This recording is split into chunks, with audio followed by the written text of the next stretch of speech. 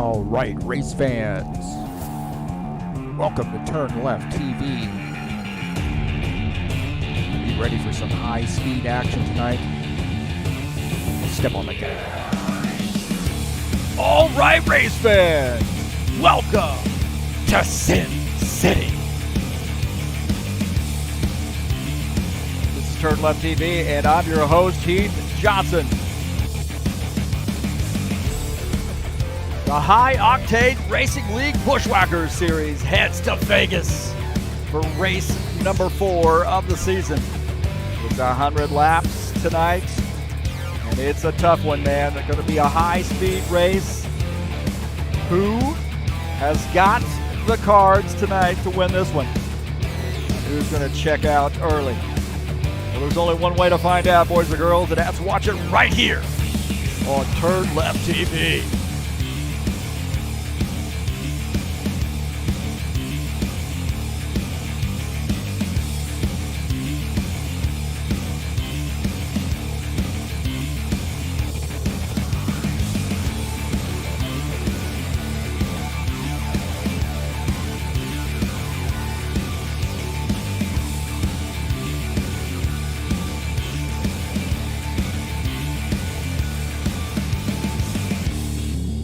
Well, the Buschwackers are at Las Vegas Motor Speedway tonight.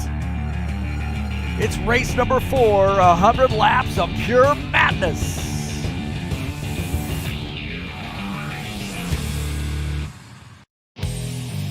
All right, hey, thank you so much for joining us here on TurnLeftTV.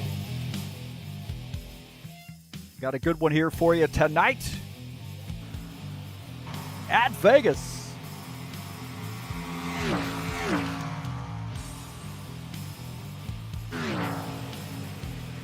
About 6 minutes left to go in the practice session. Thank you for coming in. I'm your host, Heath Johnson, broadcaster, commentator. This is Charlotte Motor Speedway here tonight. Wait a minute, this is Vegas tonight. Why did I put Charlotte up there? Oh, God, there you go. Error number 1. Oh, boy. Too many races, too many weeks. It's Las Vegas here tonight. Take a look at the track here at Vegas. My heavens, man. I got Charlotte up there too. Let's change that. We got Charlotte next week. I think that's what I was doing. It's a low budget operation.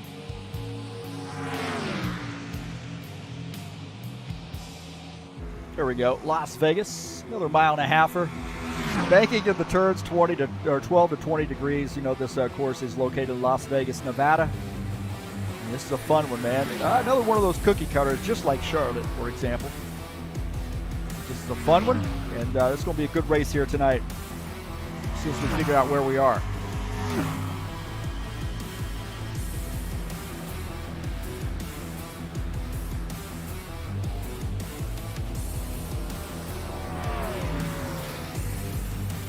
Can't fix that for you here in just a second.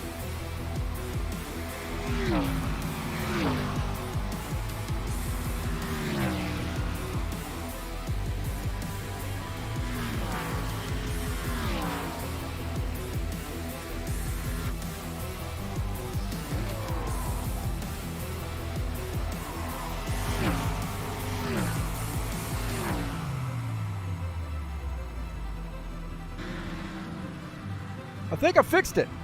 There we go. It's Las Vegas Motor Speedway, located in Las Vegas, Nevada. It's 100 laps tonight. It's race number 4. I'm your broadcaster, commentator, and the guy that makes the errors in the race configuration file.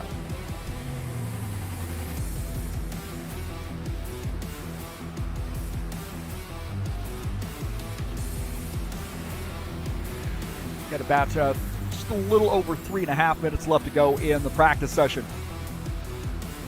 Tonight's race is brought to you by EliteHostingUSA.com. If you're interested in an rFactor 2 server for your race league, there are free self-managed server packages for you to choose from. How about hosting your website, WordPress hosting, and also online store hosting? And that's who hosts our website and our servers here at HighOctaneRacing.net. Please join us over there. You'll get an idea of who's running what throughout the week. also what series we're running, and a quick link to Discord if you want to join up and race with us. Thanks to all those folks who have done so. And thanks for coming out and visiting me here on TurnLeftTV. Peace to everybody out there. Oh my gosh, where's my hat at, man? Where's my hat? Hey, thanks to everybody for coming out. Peace to everybody. Please hit that subscribe button, and don't forget to share my videos with all your friends. And also, if you'd like to make a donation to TurnLeftTV, it's right up there. There's a link in the banner of the channel. Also, you can click on that link down in the description of this race and help me out here at TurnLeftTV. Thanks so much for coming in. This is going to be a good one. Givaldo's already been in here chatting it up. He's out on the track. We've got Claudio Bardelli Jr. and Jair Oliveira as well, chatting it up in the chat session. And those guys are racing here tonight as well, so excited to see them on the track. And we got some big stuff coming up next week, man, so stay tuned.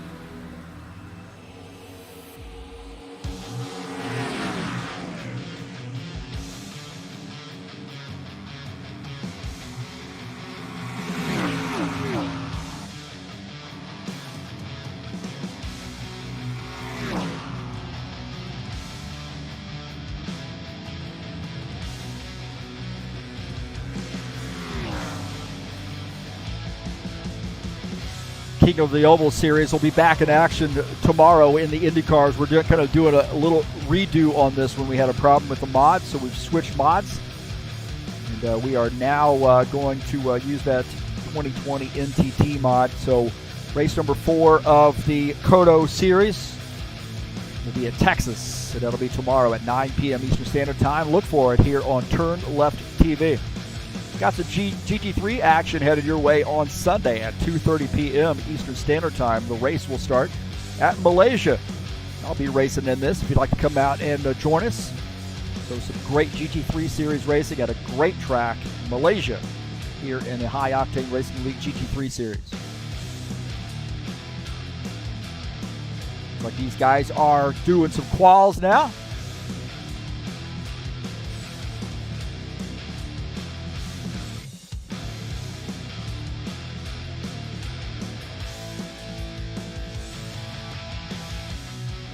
A little bit of a loud, I said, hey, you should turn that down. What we say, if it's too loud, you're too old.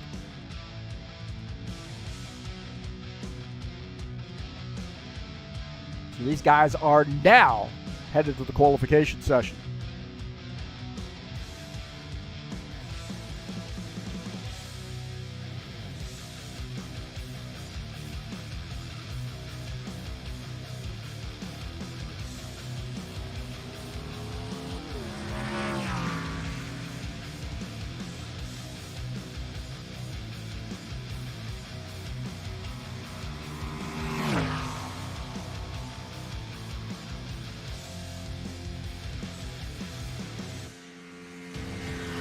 Take a look at Franco Alvarez Indy 83 car, his qualification attempt.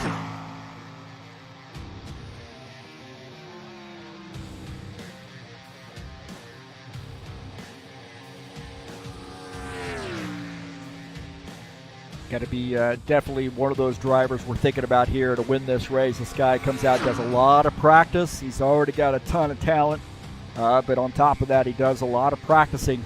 Gets to know these tracks. He understands these cars, understands how to make the changes that he needs to make throughout the course of the race, and put that car up front each and every week.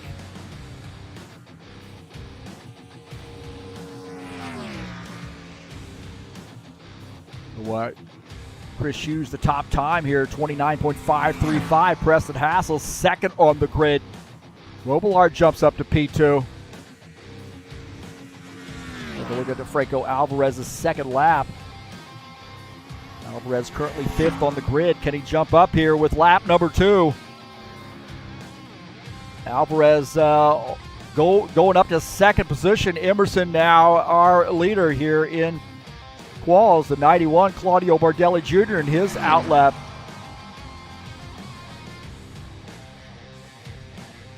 Ricky Emerson, the top time, 29.468. We'll take a look at Claudio Bardelli Jr.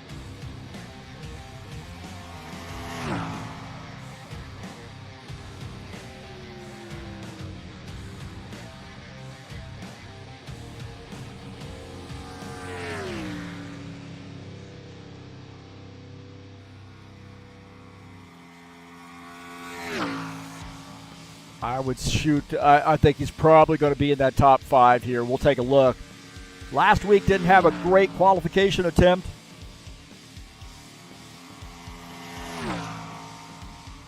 Had a little bit of a bad race last week, but here we go. 29.527. He is third on the grid.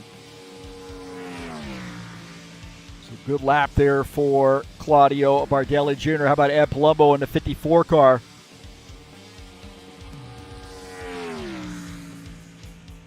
Mellow Yellow sponsor machine.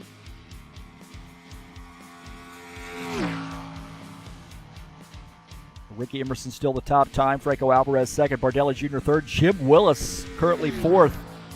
Chris Hughes is fifth. We'll take a look at Ed Palumbo as he comes off the final turn for his first time lap to the inside, and 29.478 for Ed Palumbo up to second on the grid in that Mellow Yellow machine.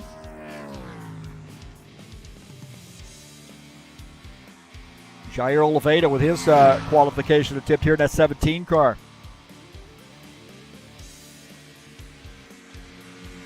So Palumbo up to second.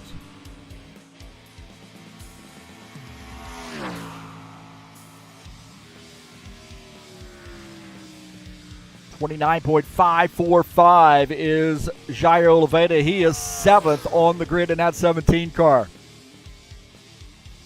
Dennis Udichin, like he's finished up his qualification attempt. He is 18th in that 47 car.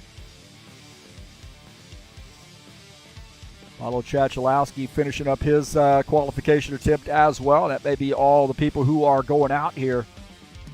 These guys prefer to start in the back.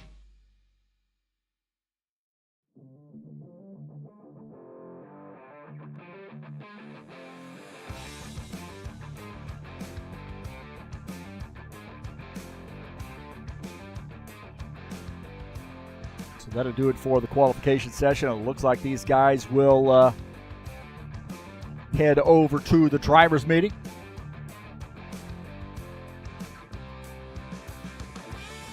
Don't forget, man, we got some GT3 racing headed your way on Sunday.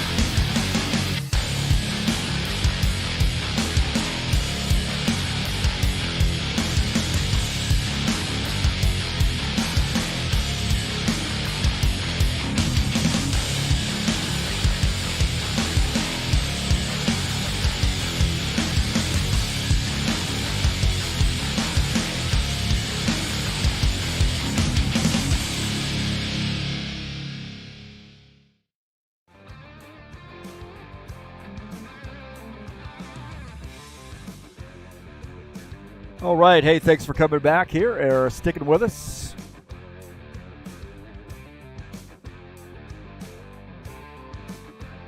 Just about finished with the drivers' meeting or qualification session, so we'll head on over to the warm-up session. Again, this is Vegas, Las Vegas Motor Speedway. 100 laps, race 4 of 10 tonight. I'm your host, Heath Johnson. Thanks so much for coming in here tonight.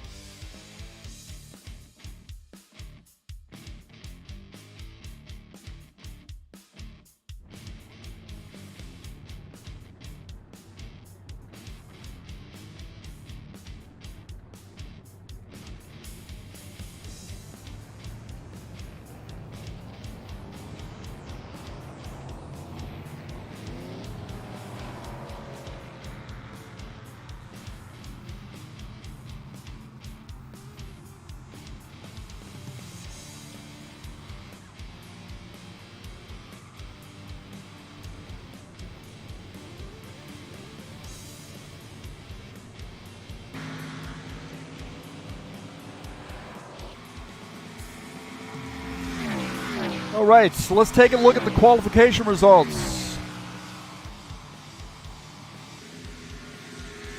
Ricky Emerson with a top time, 29.468. We'll start in P1. Outside row 1 was Ed Palumbo. Franco Alvarez and Claudio Bardelli Jr. start out row 2. Jim Willis, Chris Hughes, row 3. Jair Leveda, Todd Robillard, row 4. Archie Vieta, Preston Hassel will be in row 5. Row number 6 will be Craig Marizan, Tony Furtado, Tim Lansbury, Givaldo Spindle will be row 7. Sean Jacobson, Dana Grover, 15th and 16th. Paulo Chachalowski, Dennis Uderchin will be 17th, 18th. Gordon Carter, John Stanley, start 19th and 20th. 21st will be Lucas Simpner in the 21 car. Well, that's ironic. I suggest to you he will not finish 21st. He'll probably finish up there up front. So that's the qualification results. Let's take a look at the season standings coming into tonight's race. Franco Alvarez, 124 points. Wee little lead over Archie Vieta. Claudio Bardelli Jr. sits in the second position. Preston Hassel third.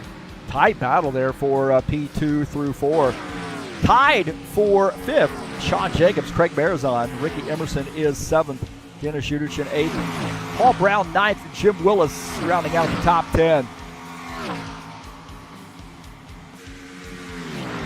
Take a look at P11 through 20. Givaldo Spindle, Jesus Iglesias 11th to 12th. Lucas Simpner is 13th. Williams Thiago 14th. Thiago Gomez 15th. Jair Oliveira is 16th. Dana Grover 17th. Alyssa Pelletier Sharp is 18th. George Carter 19th. And Todd Robillard rounding out the top 20.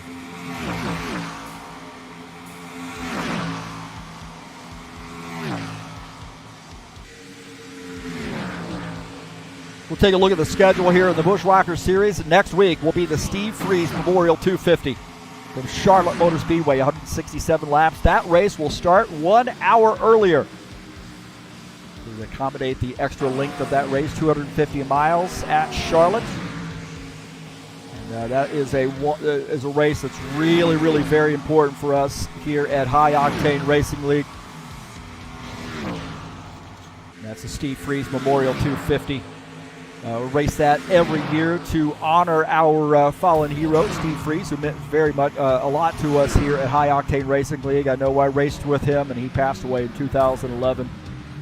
One of those members that had been around since 2001 and really helped me in my racing career and getting me started and so forth, and had a lot of great suggestions. He was a really great guy. We race every year to honor him. We're going to have some prizes and so forth. We award the drivers that participate. And so you want to check that out. That'll be live right here on TurnLeftTV. It's the Steve Freeze Memorial 250 2022 style at Charlotte Motor Speedway.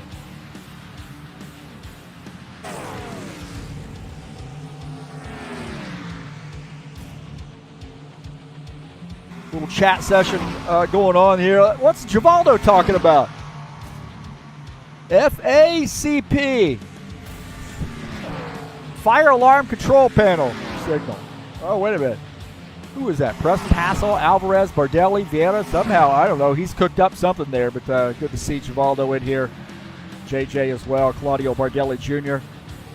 Ricky Emerson got our pole position, so he's congratulating Ricky.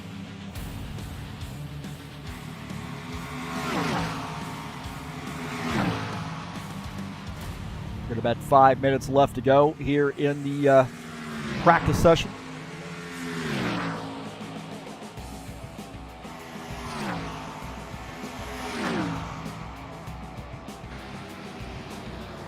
And again, thank you so much for coming in. Oh, man, I got it now. I got it. There we go. This is my old Dick Johnson hat, man. I got this one in Australia and met one of the, I went to a race at Barbagallo, went to one of the Super V8 races when I lived in Australia. And I got to meet Peter Brock and Winterbottom and also Dick Johnson, man. And I got a hat. Got Dick Johnson's autograph, Peter Brock's autograph, and got a hat here because I was rooting for Dick Johnson. And big fan of the Super V8s, Australian V8 cars in Barbagallo. It was a rainy mess that night, or that day, I should say. back in 1997, but that dates me a little bit. But I'm wearing my Dick Johnson hat tonight in honor of him. Don't forget to hit that subscribe button. Also, thumbs up button. And also, don't forget to share my videos with all your friends here on YouTube. Anywhere you can share or anywhere you can share YouTube videos, you're more than welcome to share mine here at TurnLeftTV. Thanks so much, all the people who have subscribed and continue to come out and watch these races. I appreciate it. I definitely check that out, how many views I've gotten. And we've jumped up on the subscriber list too, so thanks to everybody for that and all those people who continue to stick around and watch TurnLeftTV. Paulo Chachalowski is in the chat session too. I have signed up to race in Paulo's league. Going to be starting up in early October. I'm going to be racing a Dodge in that league. So Paulo's running a great stock car race league, and it's going to be on Wednesday nights, so look for it. It'll be broadcast. Not even sure. I think it's on X-Play if I'm not mistaken, so Paulo will be able to correct me there if I'm wrong. But I'll be out there mixing it up with Brazil's finest.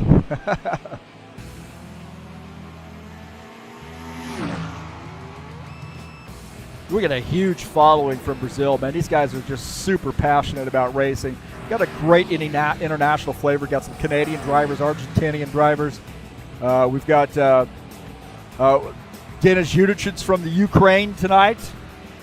So he lives in Kharkiv.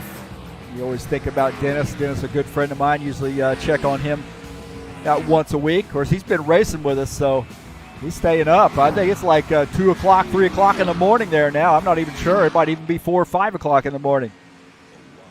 But we're thankful that Denis comes out and runs with us. Tim Lansbury in that Skyline Chili Ford Mustang out here tonight. 82 car, so look for him to make a dent in the standings. Well, the keys to the race here tonight as we wind down the warm-up session. Where are my race keys? Here we go. Race keys tonight, and that is race the track, man. This track can be a little tough, and hold your line. It's going to be too wide, and definitely through that triover area, you got to be careful. Pit stops on point. This thing can be a little tough getting on pit lane and off pit lane. There's a little bump there in the track coming off pit lane around turns 1 and 2 on the apron, so you got to be careful there and manage those tires, man. You want this car to be strong at the end of the run, assuming we have some long green flag runs. So you definitely want to manage your tires and take care of that equipment. Those are my keys to the race here at Vegas.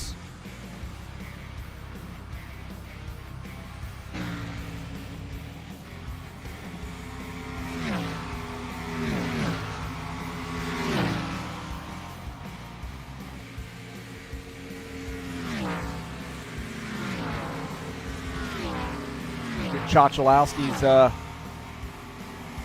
piece to everybody out there on the screen. Good luck to those guys tonight. A little under a minute left to go. Don't forget, tomorrow, King of the Ovals IndyCar Series. A little bit of a redo here. We're running the NTT 2020 mod in the IndyCars, and that'll be broadcast live right here on TurnLeftTV. King of the Ovals, stock cars, IndyCars, every week. 7 tracks, 14 races, alternating weeks, alternating mods. And race number 4 headed your way tomorrow in the King of the Oval Series at the IndyCars.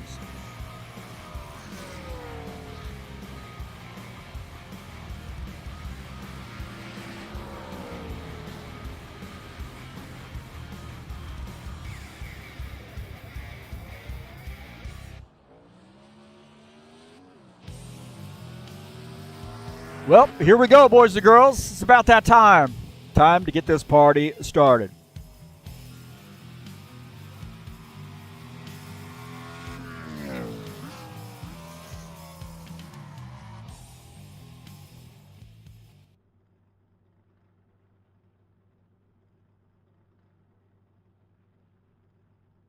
We're at Vegas tonight. Race number 4, 100 laps. Let's keep our fingers crossed for a great, clean race. We've had a little bit of a caution fest here as of late in these couple races. Hopefully we hope for some better turnout here tonight. Better effort out of everybody here tonight.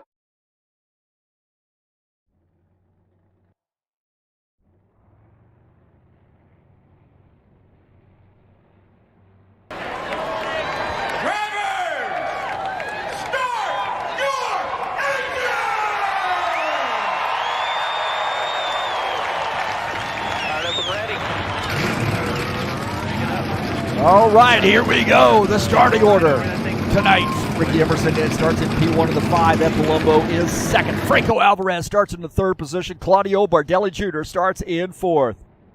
Starting in the 5th position will be Jim Willis in the 53. Chris Hughes in the 7 car is 6th. Jair Oliveira starts in 7th. And Todd Robillard starts in the 8th position. Starting in 9th will be Arthur Vieira in the 4 car. Preston Hassel is 10th. Craig Marizon will start in 11th. Tony Furtado starts in the 12th position. Starting in 13th will be Tim Lansbury in the 82. Givaldo Spindle in the 68 starts 14th. Sean Jacobs in the 15th position in that 24 car. Dana Grover in the 89 will start 16th. Starting in the 17th position will be Paulo Chachalowski. Dennis Shudichin in the 47 starts 18th. Gordon Carter in the 3X starts 19th. And John Stanley starts in 20th. In 21st is the 21 car of Luca Simpner.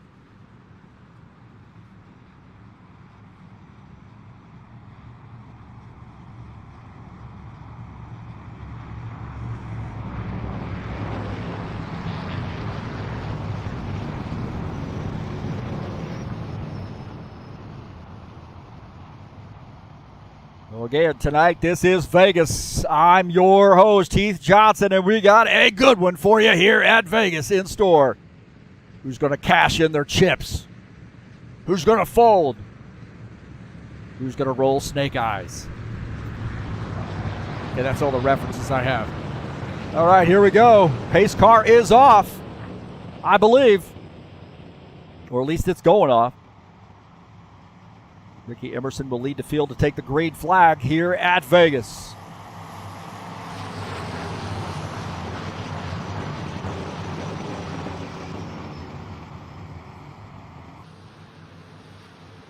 And Palumbo in the 54 up on the outside line. Oh, a little bit slow there on that start.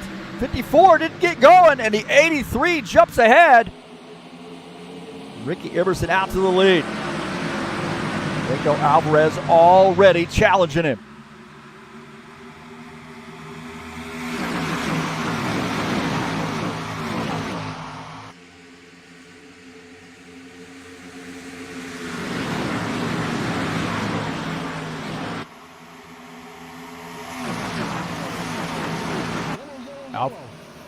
Alvarez down to the inside. We got a yellow flag here.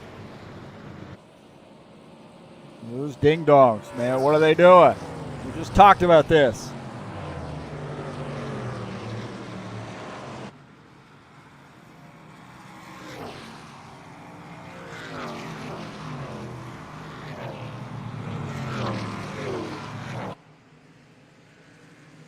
It's like Jim Willis who was involved in that. Not sure what happened there.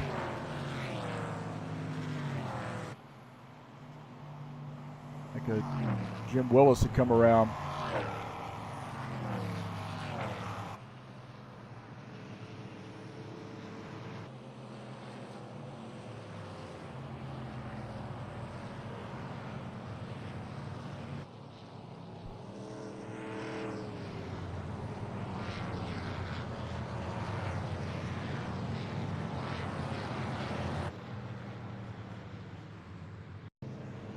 I think Jim Willis might have come around here. We'll take a look.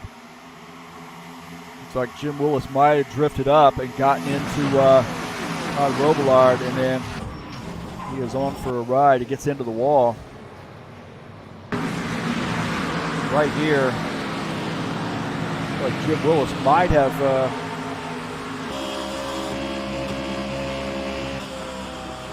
right there's something that went on. Jim Willis. Take a look here. This is on board with JJ. Jim Willis gets up. I think he might have gotten up into the 54 car, and he's out of the race, it looks like.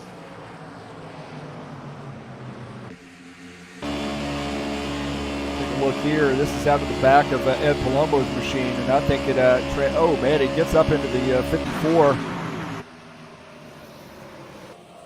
Got up into the 54 car. It looked like. On board here with Craig Marizon. That's already unfolding, and then Jim Willis coming across the track. Some other guys got caught up, and it looks like Tony Furtado got caught up in that as well.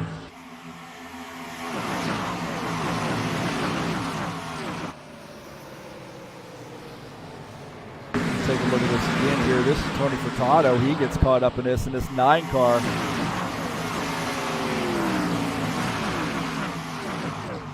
These camera angles are horrible, man. My gosh. Take a look at this. That's a terrible camera angle. I can't change that. Right here, you see Tony Furtado. Oh, the 68 car plows into the 53 too. He didn't have any time to check up. And then the 9 car coming around, he barely gets into that 82.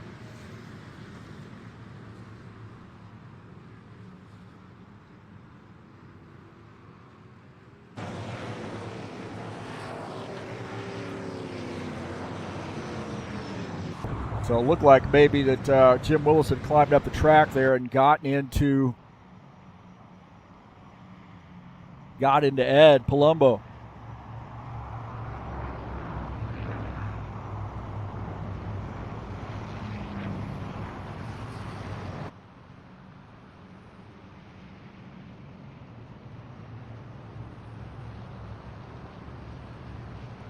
So back to live here.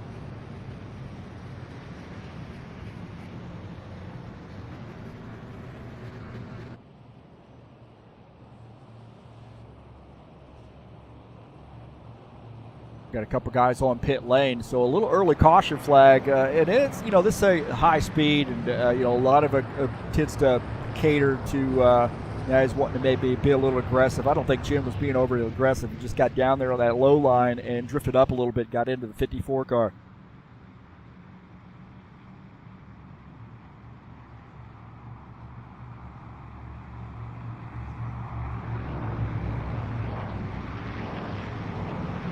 I suggest you are probably going to get the 1 to go this time by.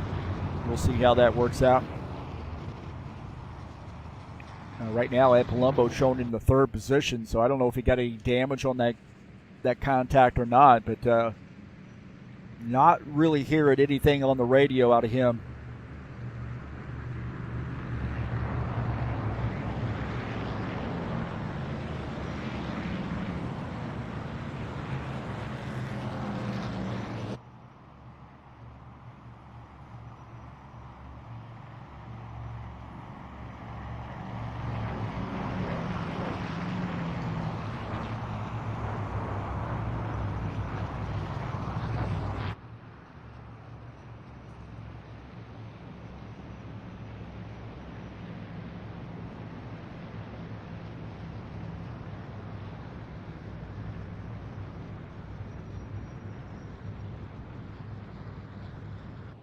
And don't forget the GT3 race headed your way on Sunday at 2:30 p.m. Eastern Standard Time.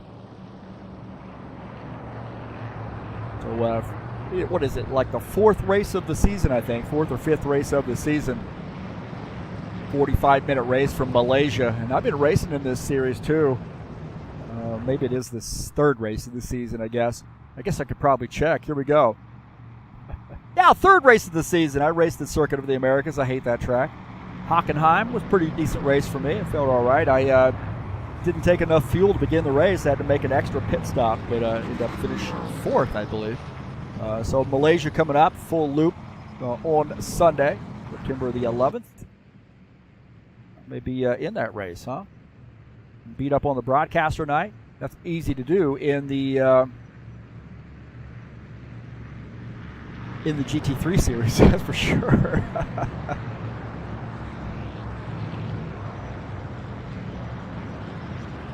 Ricky Emerson is the leader, and here I think we're going to get the 1 to go this time by.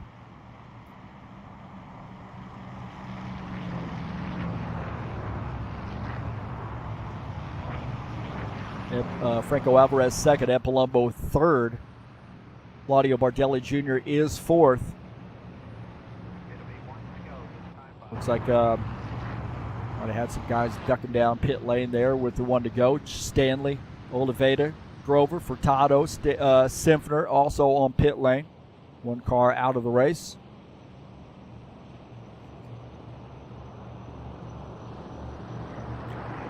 So we'll line them up 2 by 2. Ricky Emerson has elected to take that outside line.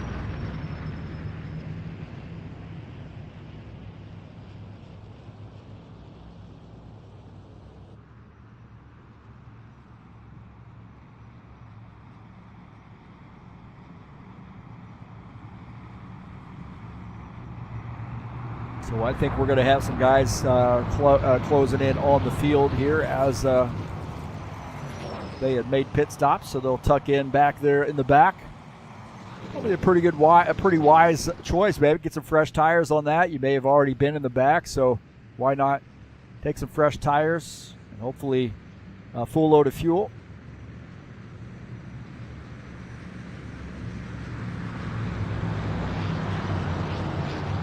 Well, here we go, getting ready to go back green as the pace car is, the lights are out. It's going to head off the track, come down pit lane. We'll go back green. Here we go.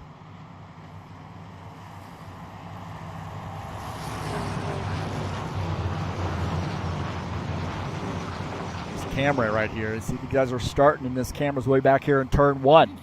It's not the way it's supposed to be. Here we go. Oh, Ricky Emerson gets on the... he loses that car. Franco Alvarez made contact. Bardelli Jr. made contact. And Ricky Emerson spun those tires. Cold tires spun those tires. He's going to have some damage there on that restart. Oh, my heavens. And we got a caution flag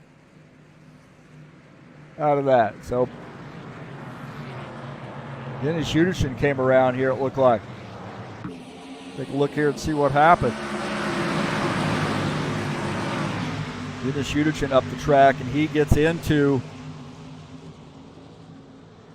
the 17 car. So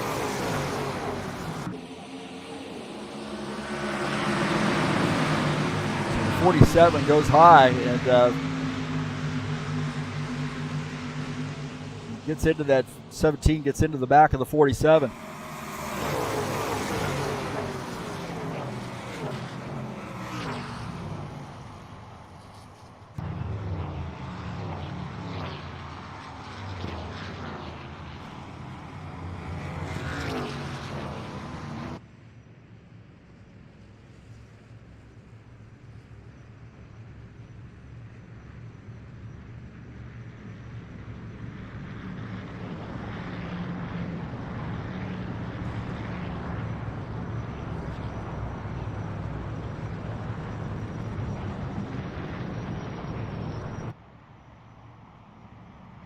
So these guys are going to go single file restarts.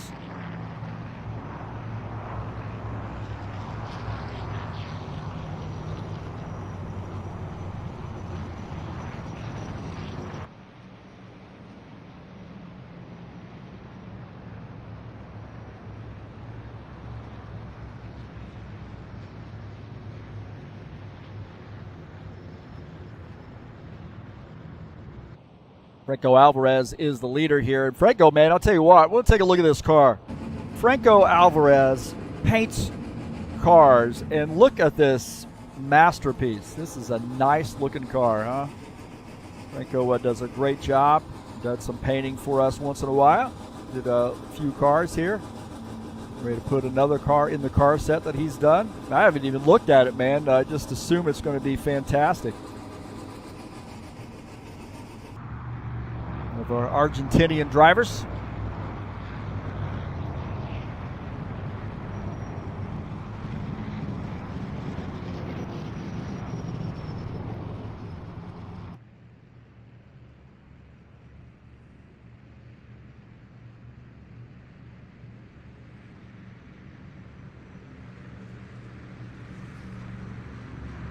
Take a look at the Buschwackers schedule. Coming up next week is Charlotte Motor Speedway. Steve Freeze Memorial 250, 167 laps there.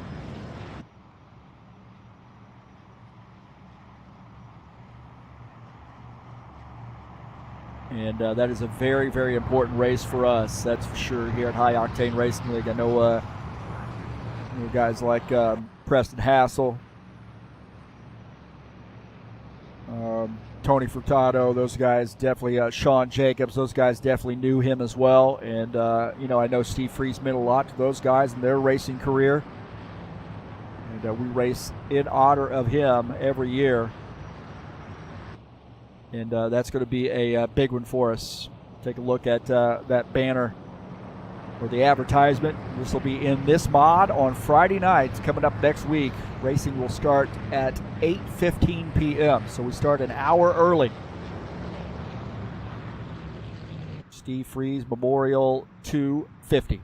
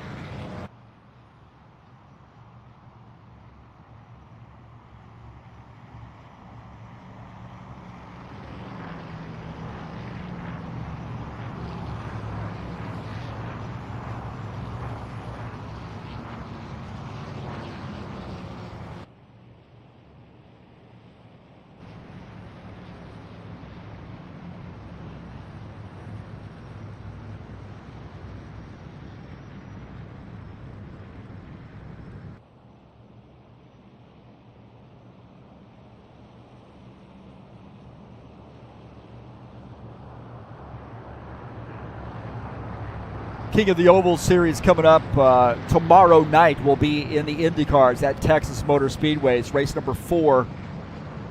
And a little bit of a redo. We had a problem at Texas with the really the official mod from Studio 397. For whatever reason, it doesn't like that.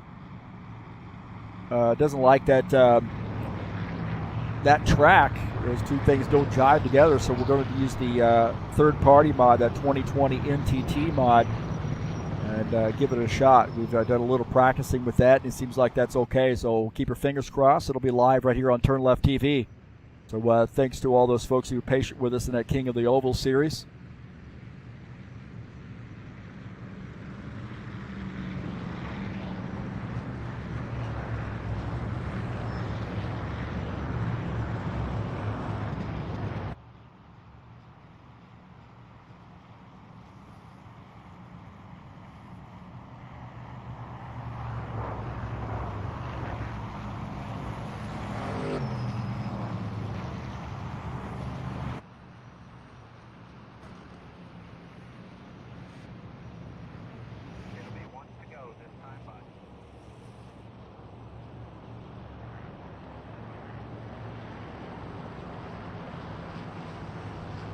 All right, they're going to do a single file restart here. Try to get these guys to figure this out. Single file restart. Lights are out on the pace car.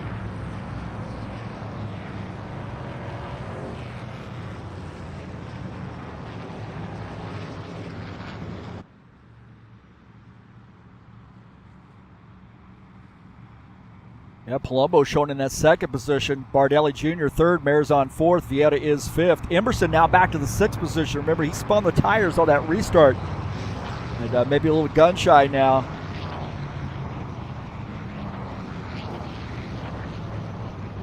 This season has been one where we've seen the caution count go up. I mean, last season we had quite a few races that were maybe just one caution, two cautions, or no cautions.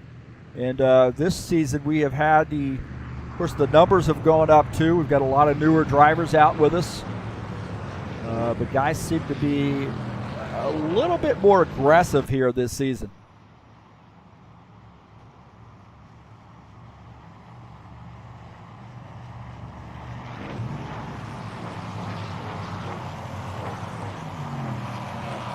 Here we go. Going back green, single file. See if you can't get this figured out. Dana Grover got a penalty for some reason.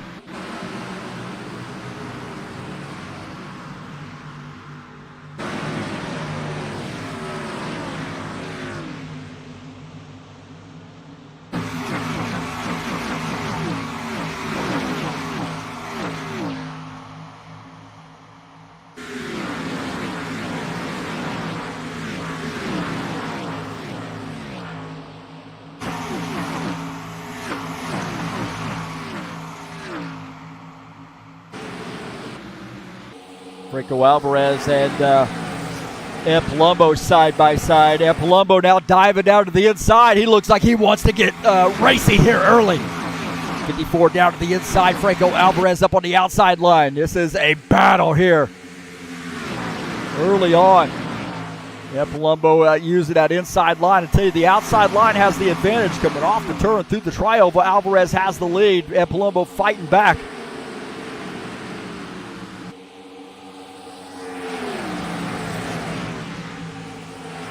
Claudio Bardelli Jr. in that 91 car running in P3. He's got a ringside seat for this action. Just behind him is the 60 car, Craig Marizon. Marizon in that 60 diving down there. He touches the apron a little bit.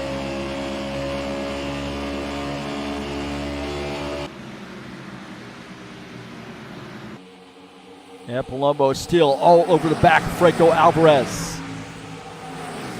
Alvarez the leader. Palumbo in second. Bardelli Jr. third. Craig Marizon is in fourth. Here we go. Oh, man, the 4 car.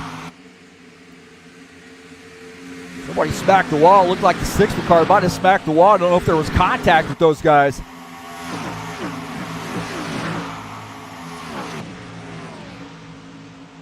Look, might have been contact. Bardelli, or excuse me, the 4 car might have gotten into the back of that 60. Right there, might have been some contact. Looks like Craig Marizon made some hard contact with the wall. How about this, Paulo Chachalowski and the 27 of Preston Hassel, side by side. Preston Hassel working that outside line, the 7 the shoes in front.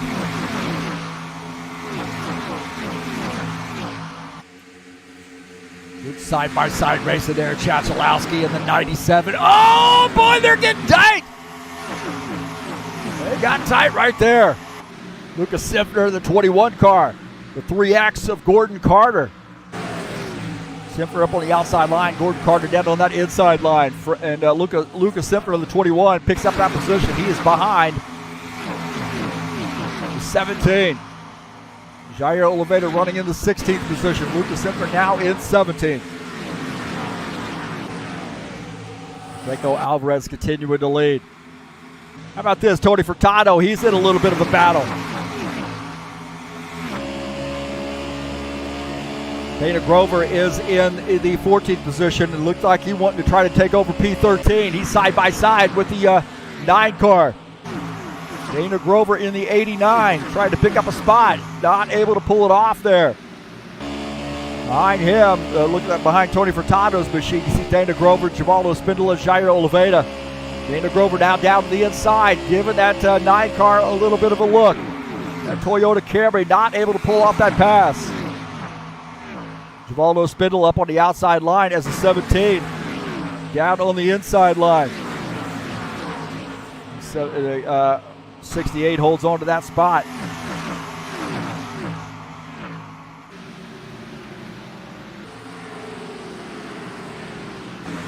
Robillard here looking to pick up a spot. Craig Marizon has dropped back since that contact and loses a spot there to the 90 car. Robillard now up to the 6th position. Setting his sights on Artevieta. Vieta might have a little front end damage. Looking out of the front of the 90 of Todd Robillard at Artevieta.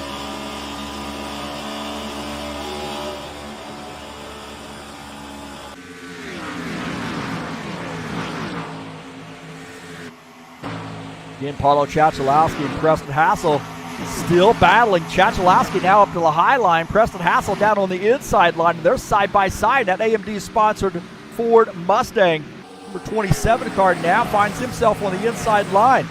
As Chachalowski working the outside line. Tim Lansbury just behind him. He is in the 11th position. Take a look here as Preston Hassel tucks in. Get a little bit of room from Tim Lansbury. Claudio Bardelli Jr. and Ed Palumbo battling it out. Look at that. Also Ricky Emerson in this mix. This is for the second position. And 91 has it. Ed Palumbo now falls back to third, but he's got Ricky Emerson just below him. Get out of the back of Claudio Bardelli Jr.'s car. You see Ed Palumbo, Ricky Emerson, and Todd Robilardi and Archie Vieta. Throw a blanket over those guys. Ricky Emerson down to the inside in that Toyota.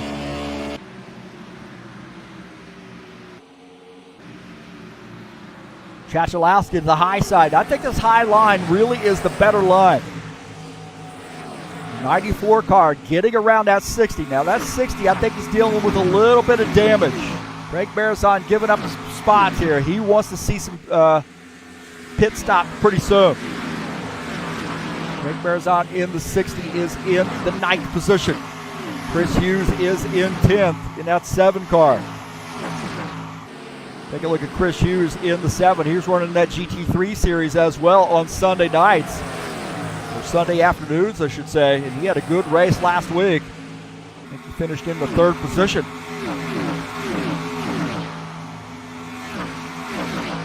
Chachalowski now closing in on Ed Palumbo. Look at this battle. Chachalowski will try his hand at the inside line. Preston Hassel, I'll tell you what, they're going to go 3 wide if he's not watching out.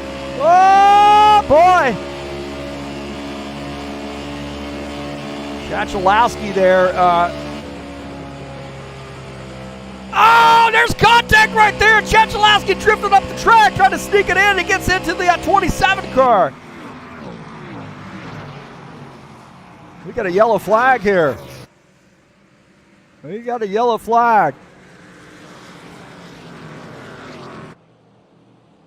Looks like Givaldo might be off the pace, so something's happened to him. Boy, I'll tell you what, they got a little bit wild right there. So we see Givaldo off the pace a little bit. Franco Alvarez, the leader.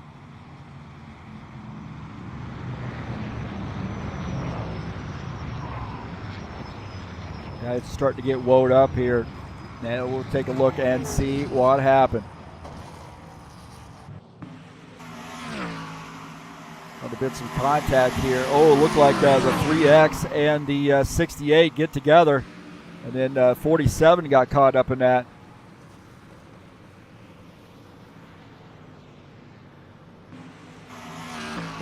Out of the front of Dennis Schudich's machine. You see right there that 3X got up into the 68. Then the 68 comes down, gets into the 47 car. He's in the wall.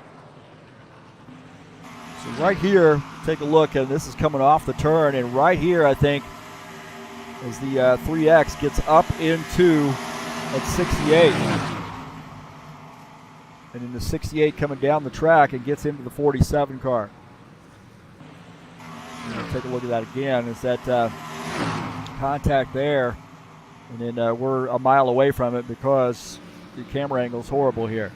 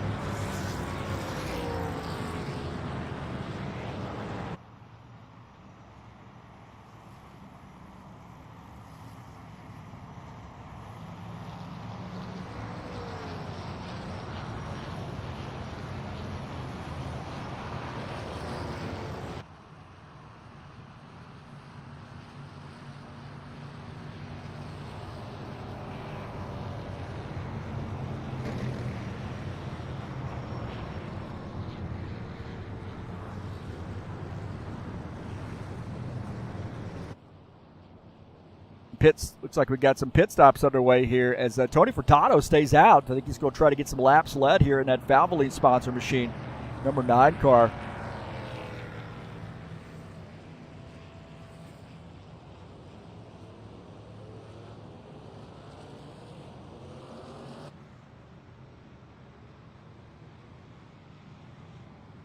You got some guys finishing up pit stops, coming back out on track.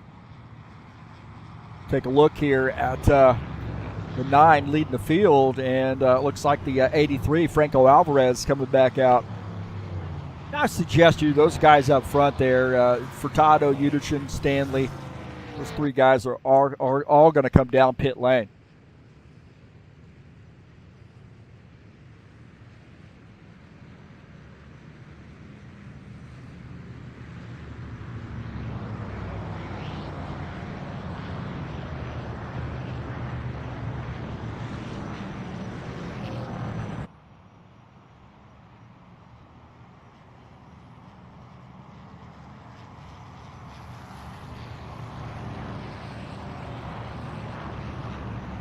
Does look like Tony Furtado, John Stanley also, he's coming down pit lane.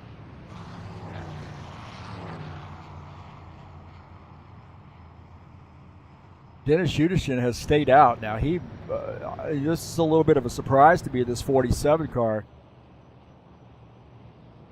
that he's staying out here. I would suggest he probably has some older tires. Now maybe he will decide to pit this time, and I don't know if that's going to work for him.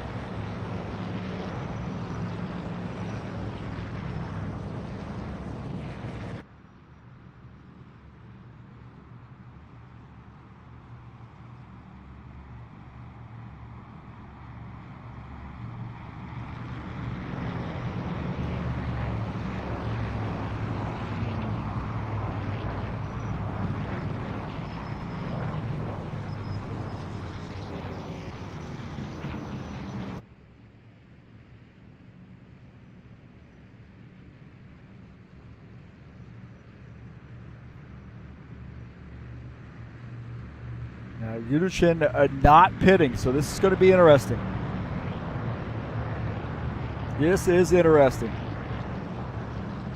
He's got a little bit of damage on that car. Unless he pitted, well, here he is. He comes down pit lane. Now, this is going to be an interesting situation for him, so we're going to get the 1 to go.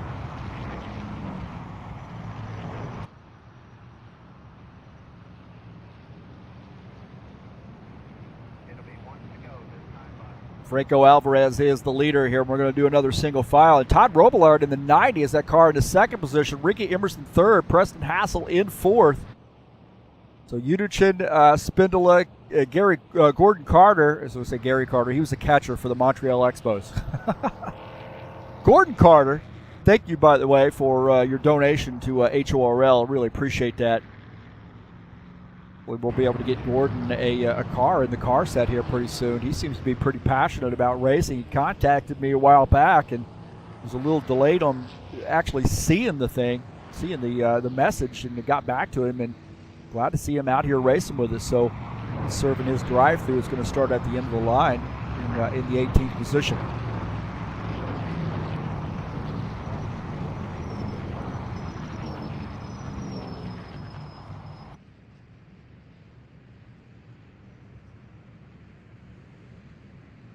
A single file restart until we get these caution count figured out. Had a pretty good little green flag run there. I'm not sure what I think it was about 25 laps-ish. Maybe not quite that long, maybe 20 laps on fuel. If the tires last that long, you'd say.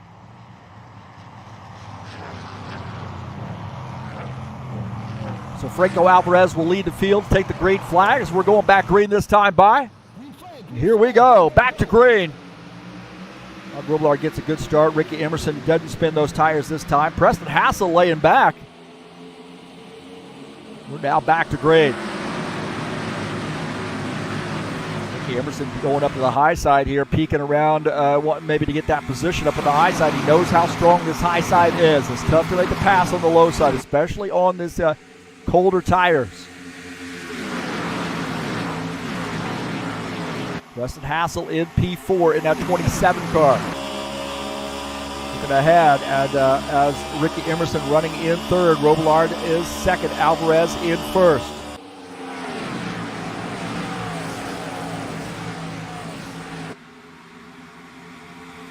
Take a look at Argentieta here running in the sixth position.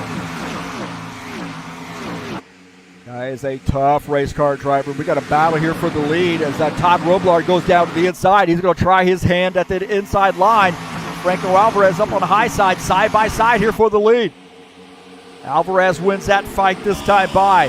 Todd Robillard has to tuck in. The 83 car now back to the lead.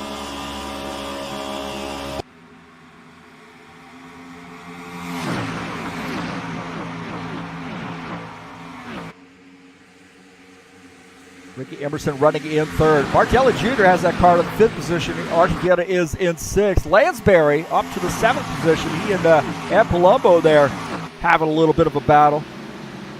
Those guys been racing with each other for years. They're great friends. And, as we watch Todd Robillard giving him another shot on the inside line. He wants this race lead. Alvarez using the outside line. And I think Robillard's going to have to try to sneak that front of that car up on the outside line around the 83 to be able to pull off this pass. And just hope the 83 gives him the room.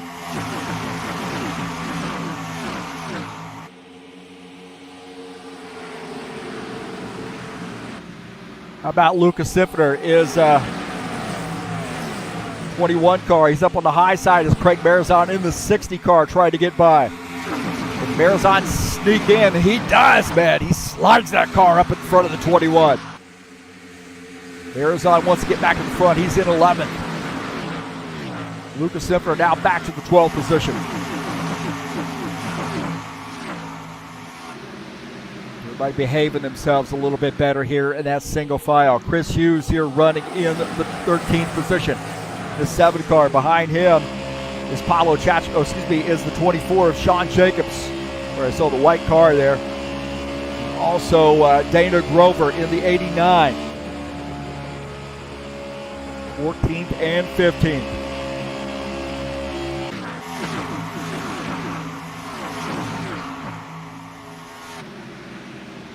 John Stanley, quiet night here for him in the 12 car. He's sort of biding his time, waiting to try to get up to the front here. How about this? We were focused on John Stanley. We got a battle here between Lucas Sifner and the 7, Chris Hughes. 24, Sean Jacobs. He's in this mix. Sean Jacobs to the inside. Take a look at this. We got a mess right here. 21, the 7, the 24, and also the 89. 89, he's down the inside of Sean Jacobs. Side by side here. Great four-way battle. Nick Marizon not able to run away from these guys. John Stanley closing in on this mess. Actually, it looked like Dana Grover and also the 9, Tony Furtado. Furtado is in the 15th position. So great battling here. Valvoline sponsor number 9 car. Furtado diving down to the inside. He's trying to get around Chris Hughes.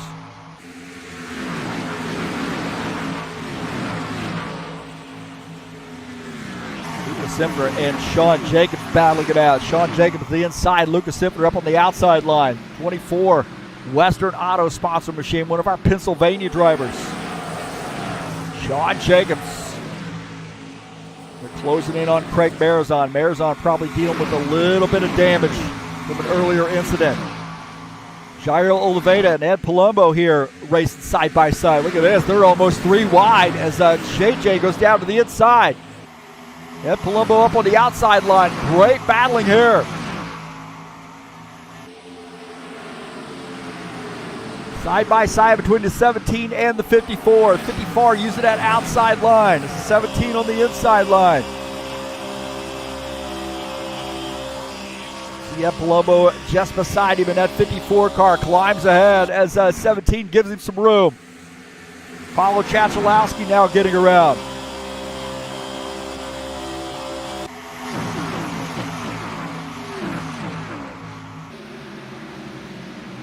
Ricky Emerson trying his hand now at the race lead as Todd Robilar's lost a couple positions.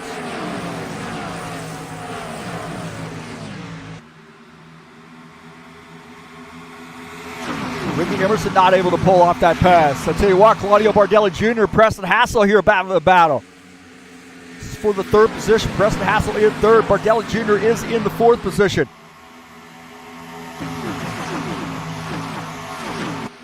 We see some green flag pit stops here to maybe stretch things out a little bit. Archer Vieta in the 4 car. He is now in the 6th position as Tim Lansbury has worked his way up to the 7th spot. Ed Palumbo is in 8th. That doesn't work very well with all those cars out like that. It's a good problem to have, I guess. Vieta up on the high side as the 82 trying to peek on that bottom side. Sean Jacobs and Lucas Simpner battling it out. Sean Jacobs in the 24, the 21. Lucas Simpner up on the outside line.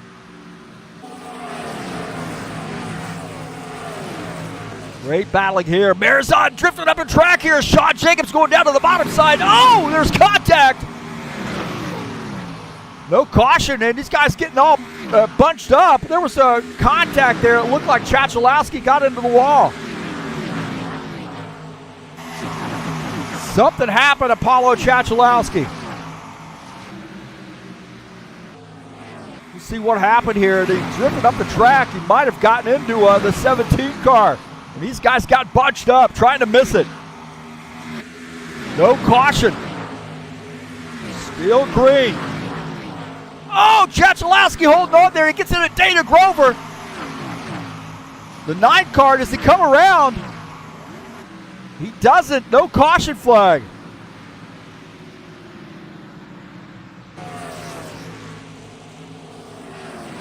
Furtado had spun, but there was some incident earlier. Take a look here, Paulo Chachalowski. We'll take a look at this incident. Chachalowski up the track. Way up the track here. Just leading up to this, I believe. Chachalowski got in that spot, but then the 17 car closing back in, and there was some incident here. Chachalowski really loose. Take a look here. This is a little bit later as Chachalowski. There was a contact up there. Chris Hughes gets by. Take a look here as Chachalowski and the 17 got together, and these guys get all bunched up. Just wadded up in a ball. Furtado ended up getting the worst end of that deal.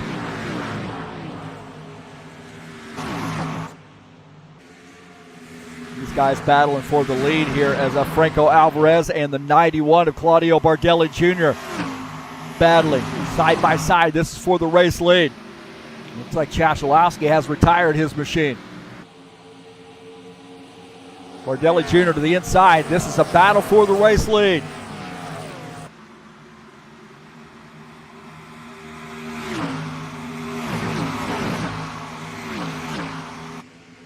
Bardelli Jr. still trying to get around that 83 car. Franco Alvarez hold that outside line.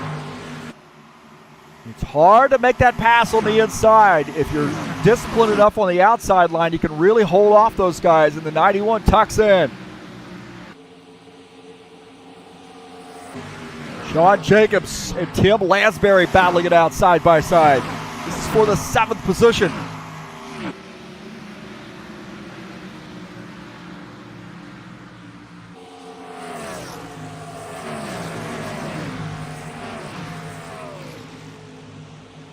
And the 27 car indicating he's going to be coming down pit lane. With Preston Hassel indicating that he's going to be coming down pit lane this time. The green flag pit stop's underway. And this is a difficult track to make a pit stop at when you are on older tires. So the 27 coming down pit lane, he might be starting the train of pit stops. They're still battling for the race lead up front. Preston Hassel on pit lane. Tony Furtado, he's taking a green flag pit stop. He had some issues there where he spun that car. There was contact I think, with Paulo Chachalowski.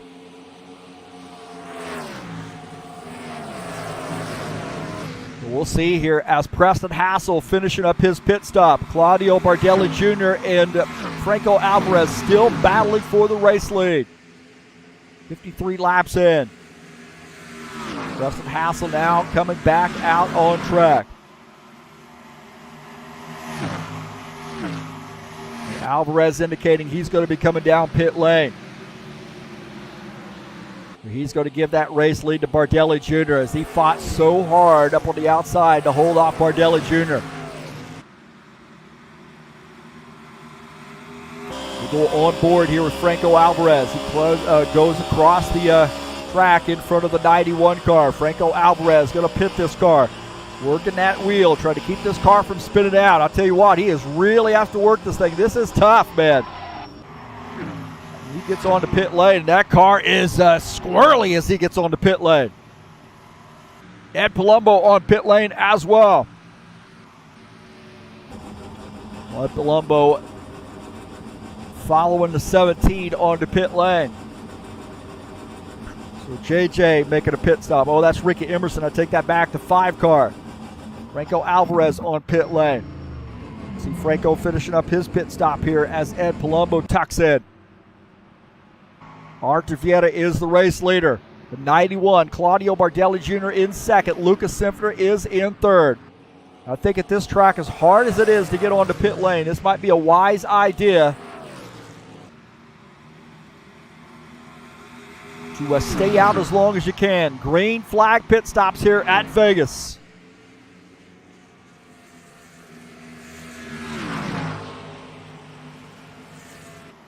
Lansbury and Jacobs on the pit lane. Sean Jacobs in the 24. Finishing up his pit stop here. 82 also finishing up his pit stop.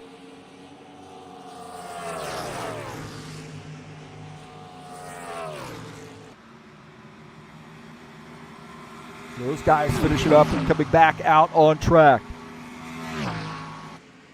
The 4 car, I gotta think the 4 car is going to be coming down pit lane here pretty soon.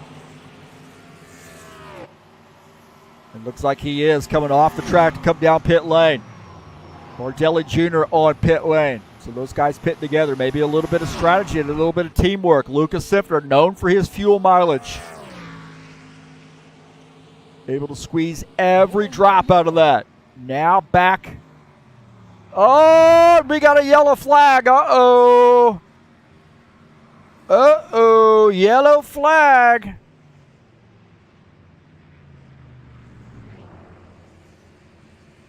So something happened here. We got a yellow flag. These guys were making pit stops. And Simpner, can he make it around? That's the question. Now he's going down to the apron. He might be under fuel mileage save mode here. He is right. He's clutching this thing. He's clutching this thing. He's trying to save fuel so he can make it around. And the 4 car gets out ahead of the 21.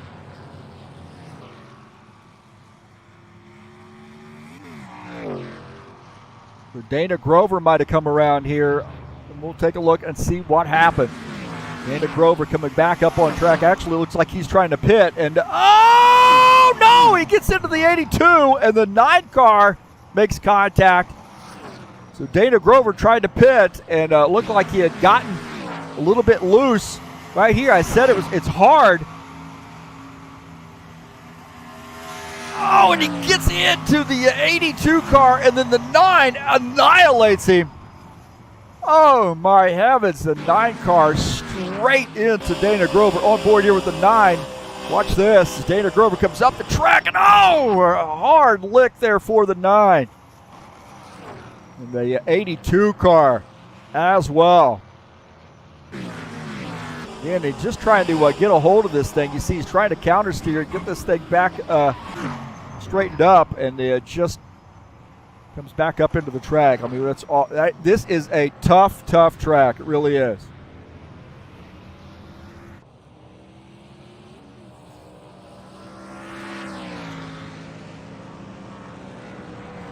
So the 21 car is the leader, but he's going to have to make a pit stop here, and I suggest you he's probably clutching it.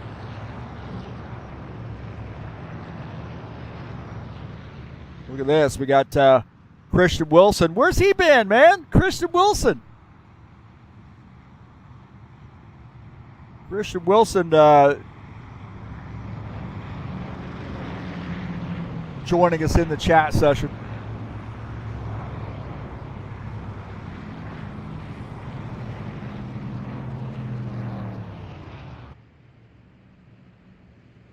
Good to see Christian Wilson in the chat session. Hopefully we see him back on the track here pretty soon.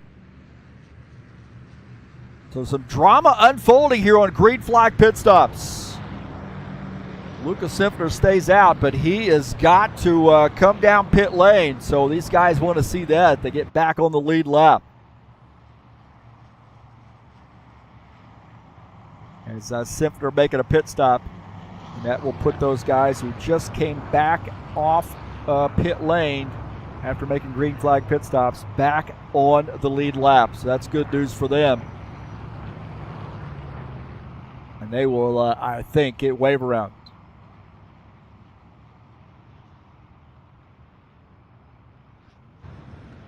Bardelli Jr. in the 91 is the race leader. 4-car of Artivieta is in second.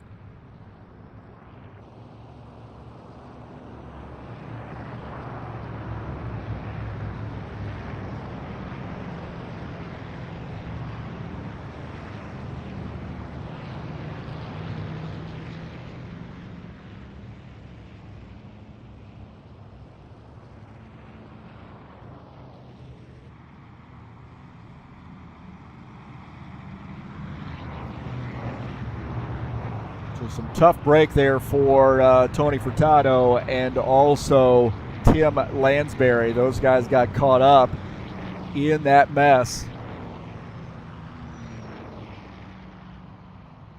And that's just, part of it. I mean, this track is hard to pit at. It really is. I mean, you've got a lot of speed, and it's already loose. You're late in the run. Your car's already loose, and you're trying to get that car down to a safe speed to get on pit lane and just snap back on you. You're really fighting. I mean, we saw Franco Alvarez really fight the wheel when he pitted.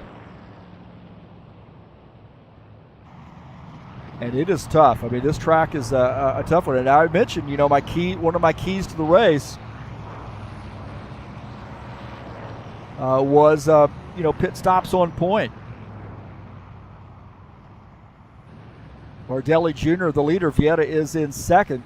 Now, these guys are coming down pit lane here, so some guys are going to get the wave around, but some guys have elected to make a pit stop, and that may be interesting. They might end up getting being a lap down here again.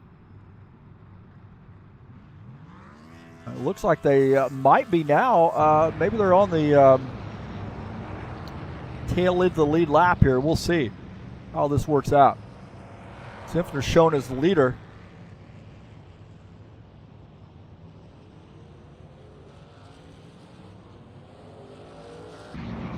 But we got some guys that are on the tail end of the lead lap, so it'll be interesting to see how this works. And John Stanley slowing down, letting some guys go by here, take the 12 car. See Dana Grover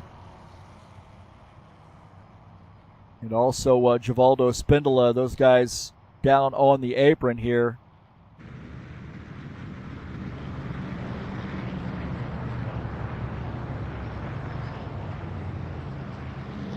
And I believe they're going to go on to pit lane. I'm not sure exactly what Dana Grover's doing right now.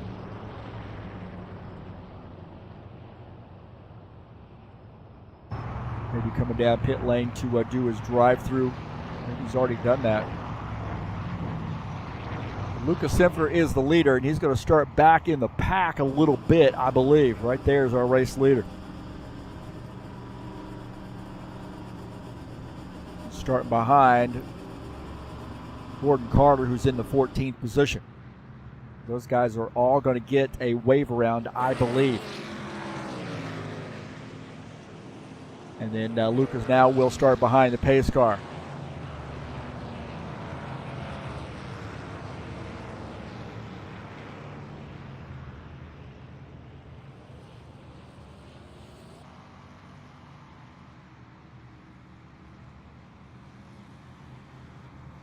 So here we go. We're getting ready to go back green, I believe. Hopefully these guys will be able to get around the track. Back on the lead lap. We got 4 cars out of the race here on lap 63. So a good green flag run there, and just almost got through green flag pit stops. We had that caution flag of trying to get onto pit lane. It is tough to get onto pit lane.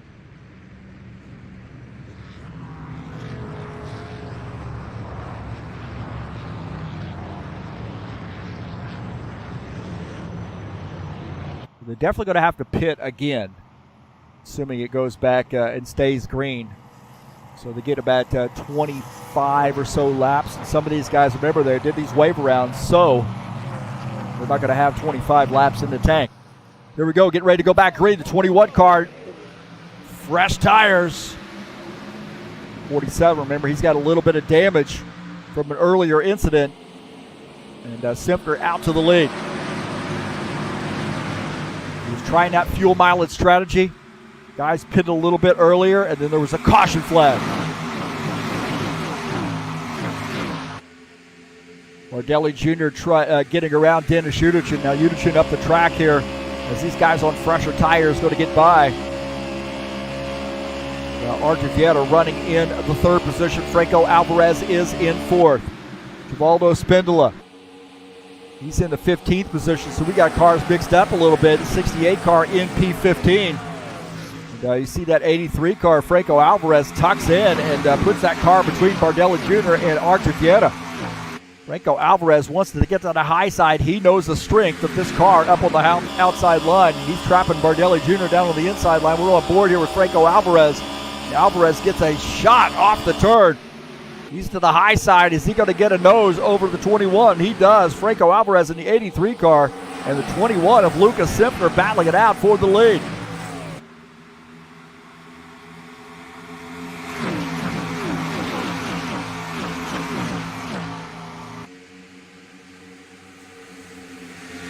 Take a look at Gordon Carter here, off the pace a little bit in that 3X car. He is trying to get another race under his belt. Every race improving a little bit there for our 14th place car, Gordon Carter. Todd Robillard in the 90, now getting around Dennis Udichin. Look at this, now battling the 54 car. Udichin dead on that bottom side. That 54 gets by, the 5 also getting by.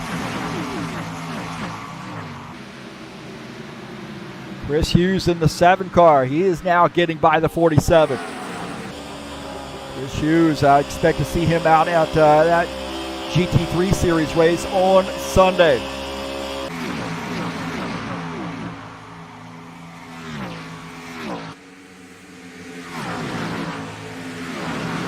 Greg Marizon now making some moves. He is now battling the 24 for position. Greg Marizon to the inside. That 24 holding on to that spot.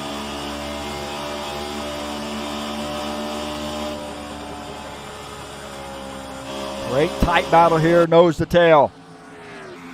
60 car trying his luck on the inside line as that Magpul Dynamics sponsor Camaro battles Sean Jacobs.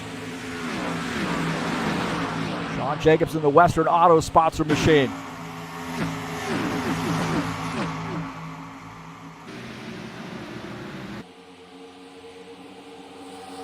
John Stanley's retired his machine. Not sure what happened to John.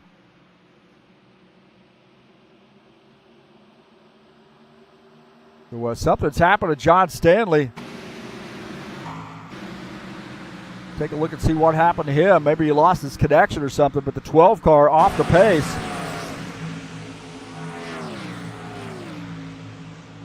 John Stanley out of the race, so something's happened to the 12. We're watching a replay. He may have come down pit lane here to retire his machine. John Stanley making a pit stop here in the 12 car. And he's retired his car from the race. What has happened to the 12?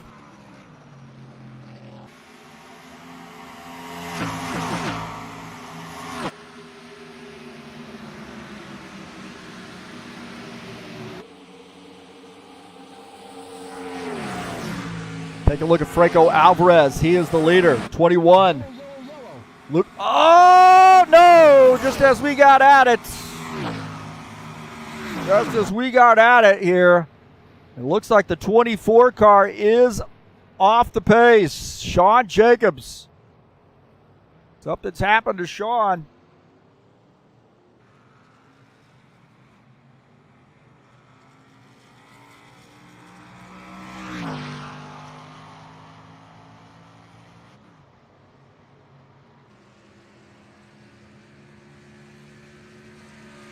So something happened to the 24 car. We'll see Franco Alvarez takes the, or drops behind the pace car.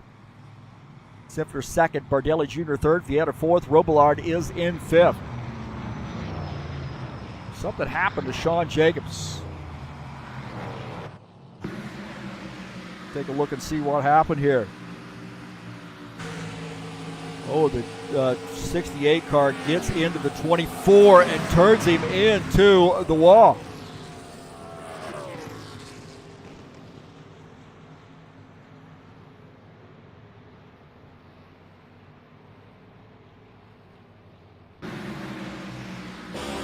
Take a look here. We're on board with Craig Bearzon as that unfolds. He gets by.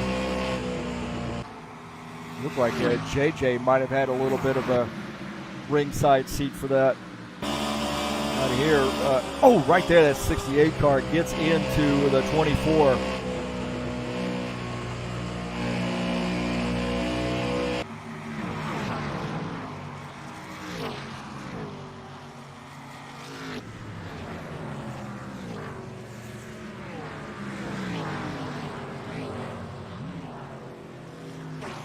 So it looked like Givaldo might have gotten up into Sean Jacobs. Givaldo on board here with him. Actually, go back here and take a look at it. Board here with Givaldo, and he just gets down there, gets a little bit of overcorrection, and gets into the 24 car.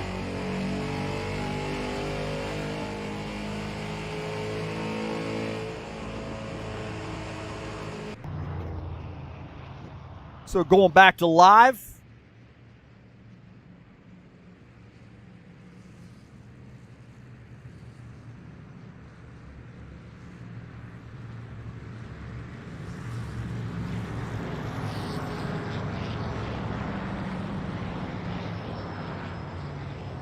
Don't forget that GT3 series coming up on Sunday. 45-minute race from Malaysia. Racing starts at 2:30 p.m. Eastern Standard Time. It's race number 3 of the season in that GT3 series. And what an interesting schedule, huh? Malaysia, then Portugal International, Oulton Park, my favorite road course of all, coming up on 25th of September. Dubai, night race on October the 2nd. VIR, that's Virginia International Raceway, coming up on October the 9th, and finishing out the season in the GT3 series at Zandvoort on October the 16th. So a great little schedule there in the GT3 series. Come on out and join us. I've been racing in this series. Haven't had a lot of time to practice, so my certainly my finishing positions have reflected my amount of time I've gotten practicing. Don't forget, tomorrow we have the King of the Ovals back in action. A little bit of a redo for the IndyCar segment of the Texas Motor Speedway race. 7 tracks, 14 races, alternating mods between stock cars and Indy cars. And we're race number 4 in Indy cars at Texas. That's coming up tomorrow, 9 p.m. Eastern Standard Time. It'll be live right here on TurnLeftTV. Well, I think if these guys pit the way that I think they're going to pit, they might be able to make it to the finish here, assuming it stays green. This has been an interesting race here. Once we started going the little single file, things got a little bit more sane, but once guys started passing, we've had a few caution flags, but early on, that double file stuff, for whatever reason, these guys just can't handle it, and we've had to go single file here to answer that or to compensate for that, and that's worked, I think. We've had some green flag pit stops, or I had a green flag pit stop And now we've had another little bit of a quickie caution here. Let's see if we can't get. We had a pretty decent little green flag run there, but let's see if we can't keep it green to the finish, and get a good run here. Certainly has looked a little bit better than some of the races earlier this season. This season, for some reason, has been a little bit plagued with kind of excessive caution. So we're trying to get a handle on that, kind of let you know what we're doing. If you cause a caution flag in 2 consecutive races, you are suspended for a race unless that week you do, for the next track, you do 50 laps in no less than 2 25-lap segments. And we had one guy who actually fulfilled that requirement and is able to race here tonight. Another guy here decided to take the penalty and set out tonight. So trying to get a little bit of a handle on the caution count, imposing an older rule, bringing that back in, and caution 2 races in a row, and you got to sit out a race unless you do 50 laps of practice at the next week's track. And the track is up usually on Sunday nights, so they have all week to be able to do that, up to Thursday anyway, to be able to do those laps. So rather than call cautions live and have them do drive-through pitters, we kind of let them self-manage this, and it works really well. Guys have claimed the caution flags. They do that drive-through with 2 to go, start at the end of the longest line, and that's what we see right now with Givaldo coming down pit lane. So he's going to be making a pit stop, or at least driving through to serve that drive-through penalty, and we see that. He doesn't even really need to do that because he has already served that. Looks like Dana Grover has gotten a wave around. That's good news for him, so he's going to be back on the lead lap. A little bit older tires there for him, so that's the downside. Now Franco Alvarez is leader. Claudio Bardelli Jr. second. Vieta third. I think we got all of South America up there up front. Ricky Emerson's the 4th. Ed Palumbo is 5th. Lucas Sinfner in 6th. Robillard 7th. 7th and 8th. There's Oliveira Robillard. Hassel is 9th. Merazan is 10th.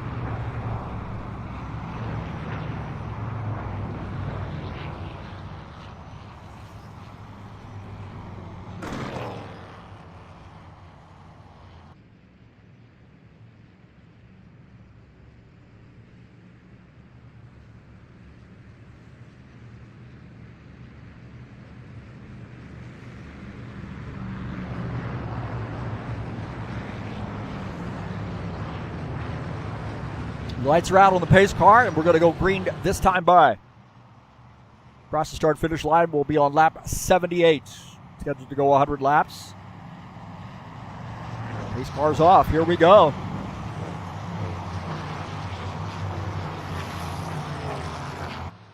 Green flag, go. Back to green.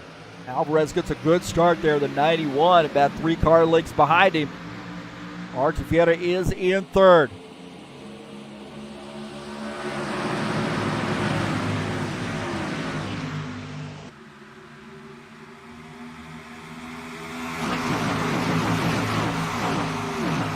But it looks like Givaldo might have made a contact with the wall there coming off the turn. Givaldo in that 68 car smacked the wall, and he's going to have some right side damage.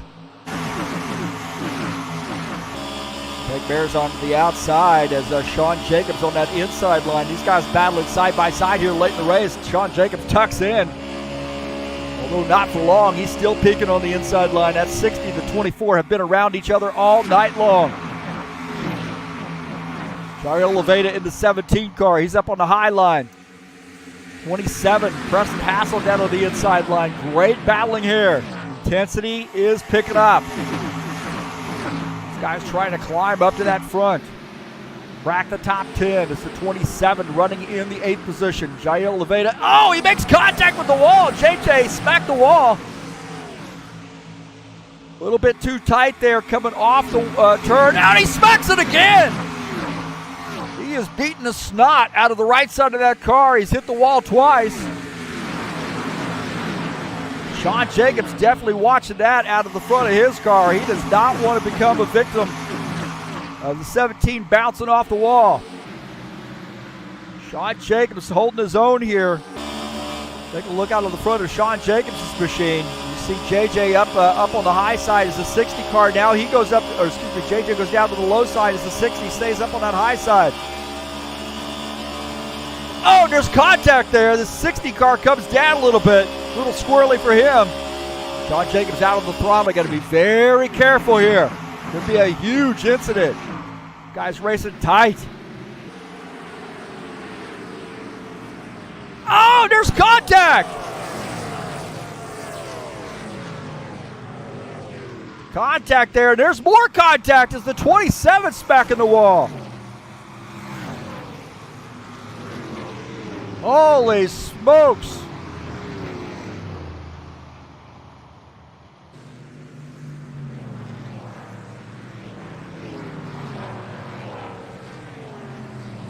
Jairo Oliveira. Jairo Oliveira, we'll take a look and see what happened here. JJ and the 24 get together. Right there. And then the 24 can catch that car. Looks like he might have caught it, but JJ spun around. This guy's getting by. JJ actually keeps the car going in the right direction, but we'll take a look here. As those guys tighten it up, and there's contact.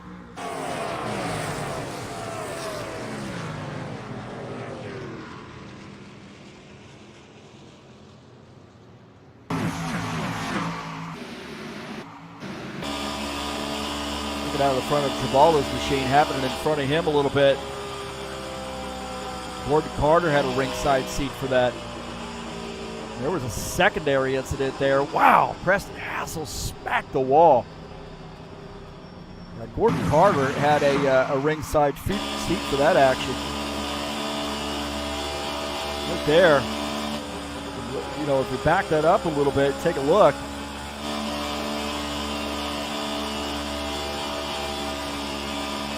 Right here, as they both look like they're coming down a little bit, but it looks like JJ might have drifted up a little bit more than Sean came down, and there was a secondary incident ahead. Look at this, these guys getting woed up, and I don't know why these guys were getting on the binders.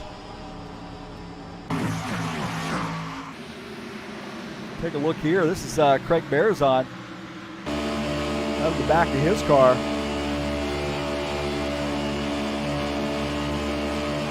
Right there, it looked like the 17 might have drifted up into that 24 car. And these guys get together. We got all kinds of action. Craig Bearzon had a heck of a battle trying just to get that thing woed up.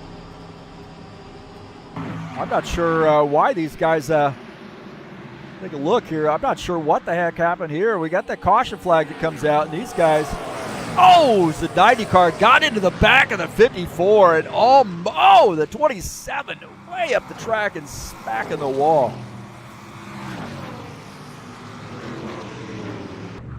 Wow.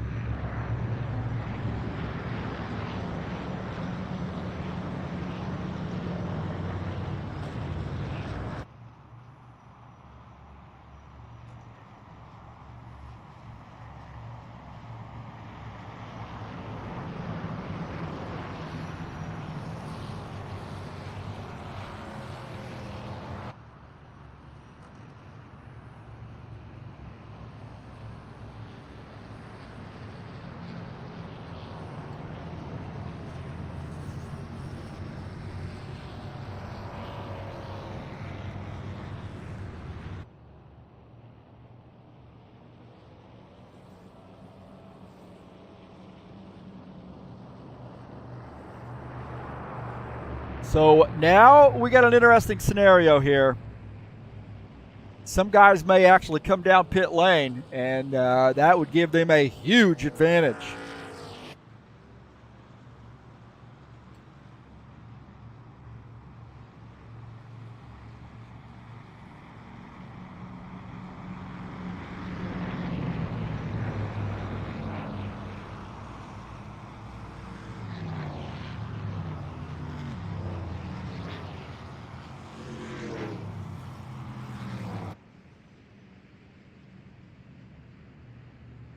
So Alvarez, Bardelli Jr., Vieira, Emerson, Robillard, top 5. And Hassel's got a ton of damage on that car now.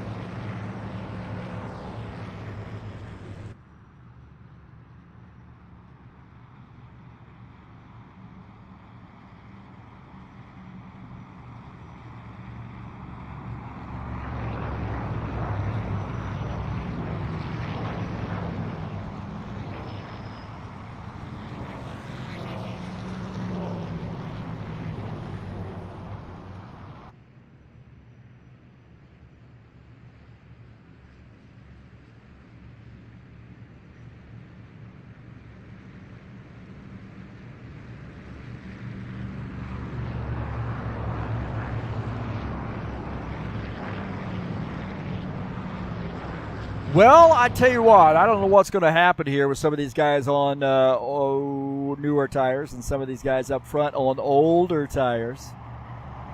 This is going to be interesting. These guys came down pit lane. I know Preston Hassel, he's beating the snot out of his car tonight. He's giving his pit crew a workout, that 27. So he's at least got some fresh tires there, but I know he's got a lot of damage, certainly right side damage on that 27 car.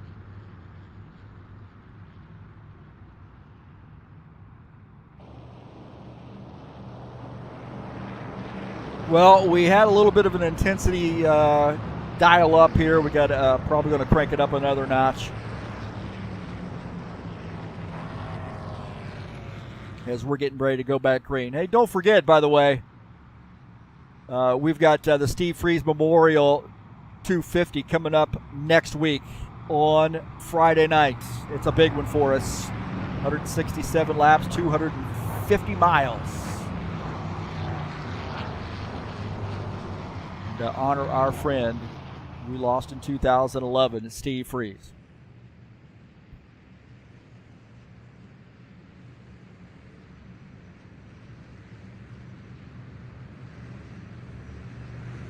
So Franco Alvarez, the leader. Bardelli Jr. second, Vieira third, Emerson fourth. Robillard is in fifth. Single file.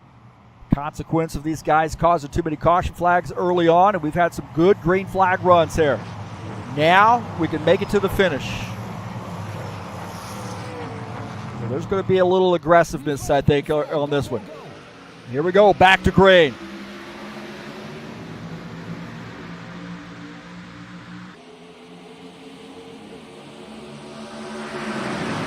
Sean Jacobs trying to bounce back here. He is battling Craig Marzon. Those guys have had a pretty good fight here tonight.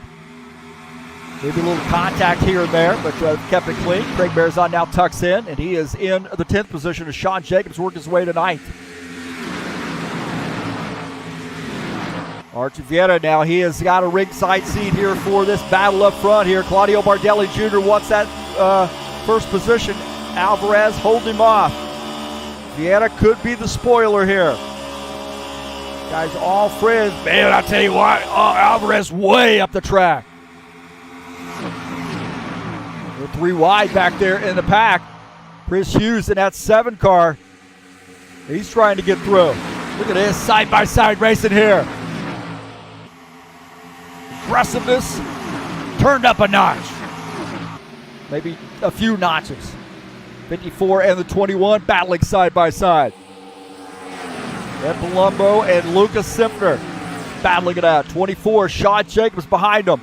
He's going to use that high side. Oh, Simpner gets into the wall. Jacobs follows him into the wall.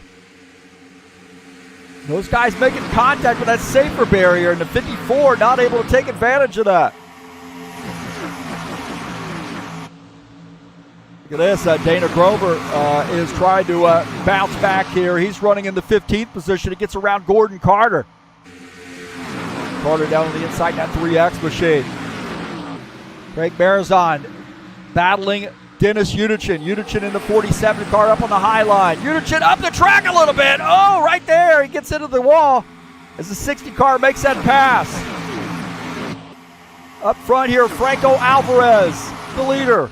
Here on lap 91, now lap 92. Can he hold off a charge from Bardelli Jr.? Artevieta could be the spoiler. Who's he going to go with? That high side seems to be the best place to be. Robillard makes contact with the wall. Robillard hit the wall coming off the turn. Pretty significant right side damage, I think, now for that car. Bardelli Jr. down to the inside. He's battling for the race lead. He's got some help with Artur Vieta. Vieta down to the inside. He's going to help Bardelli Jr. a little bit. Bardelli Jr. inches ahead. Can he get ahead of Franco Alvarez? Oh, he drifted high. Not enough room to be able to pull off that pass. Robillard now in this mix. Those guys are side by side. Franco Alvarez, patient, got that position back. Ricky Emerson running in the 6th position. He's behind Lucas Simpner. Ed Palumbo is in 7th. Sean Jacobs is 8th.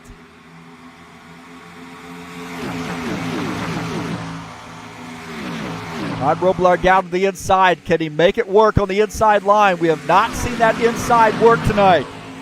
Oh, I tell you what, the 5 car up in the outside wall. That's a way to make the inside work. That guy up on the outside gets up in the wall.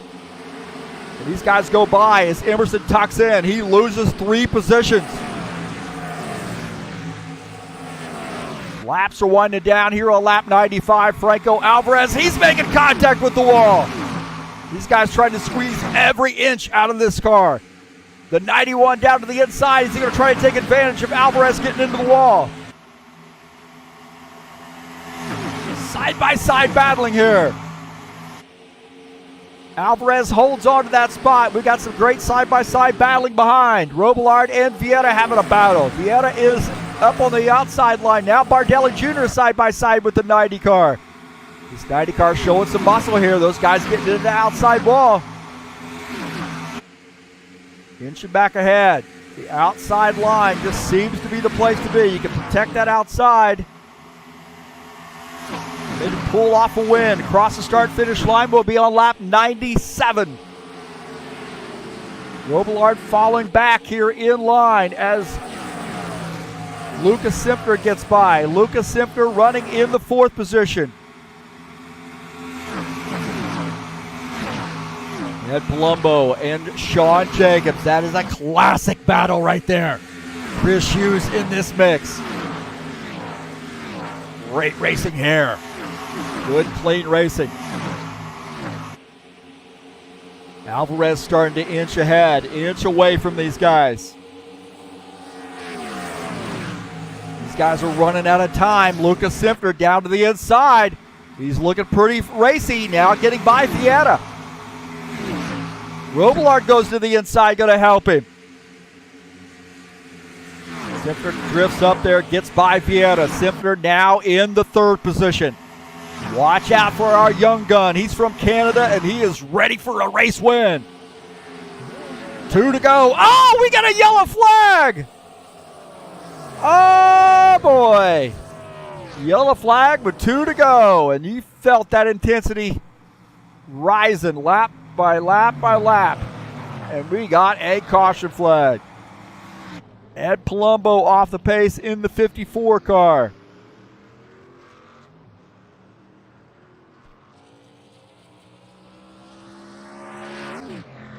So the mellow yellow sponsor machine, not so mellow, I would expect. He doesn't like to spin around, that's for sure. We'll take a look and see what happened here. Contact here.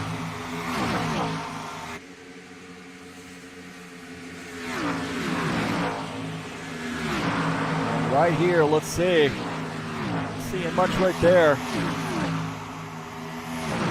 Somewhere along the line, somebody got together and looked like Palumbo in the 54 might have tried to squeeze that car in there.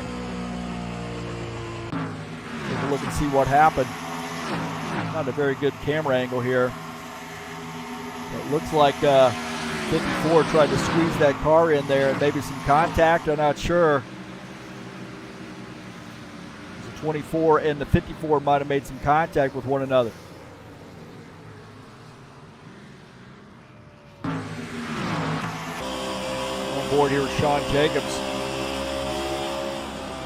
And there's contact there between he and Ed Palumbo. We've seen those guys get together before.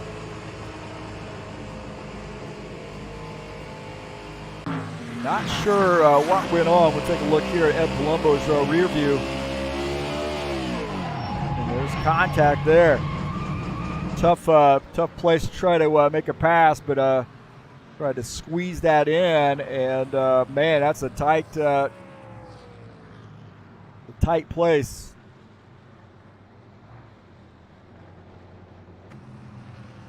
So it looks like Sean Jacobs has retired his machine. Now I think Chris Hughes, he had a little bit of a ringside seat for that.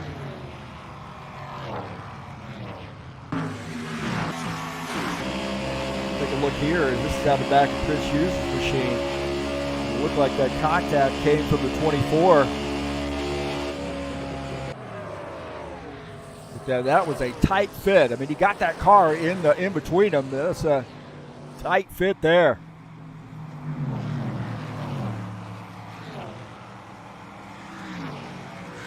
Go back to live.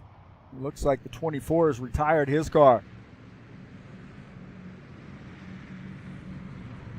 So that is interesting. Got a little bit older tires now.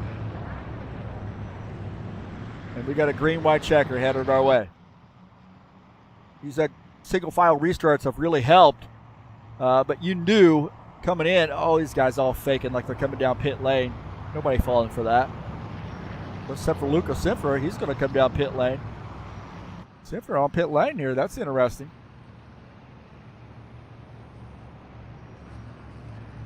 Interesting strategy from Luca Sinfer. Is he trying to think that he's going to gain a ton of positions? Maybe he had to come down pit lane. Well, Franco Alvarez is the leader. We got a green-white checker here.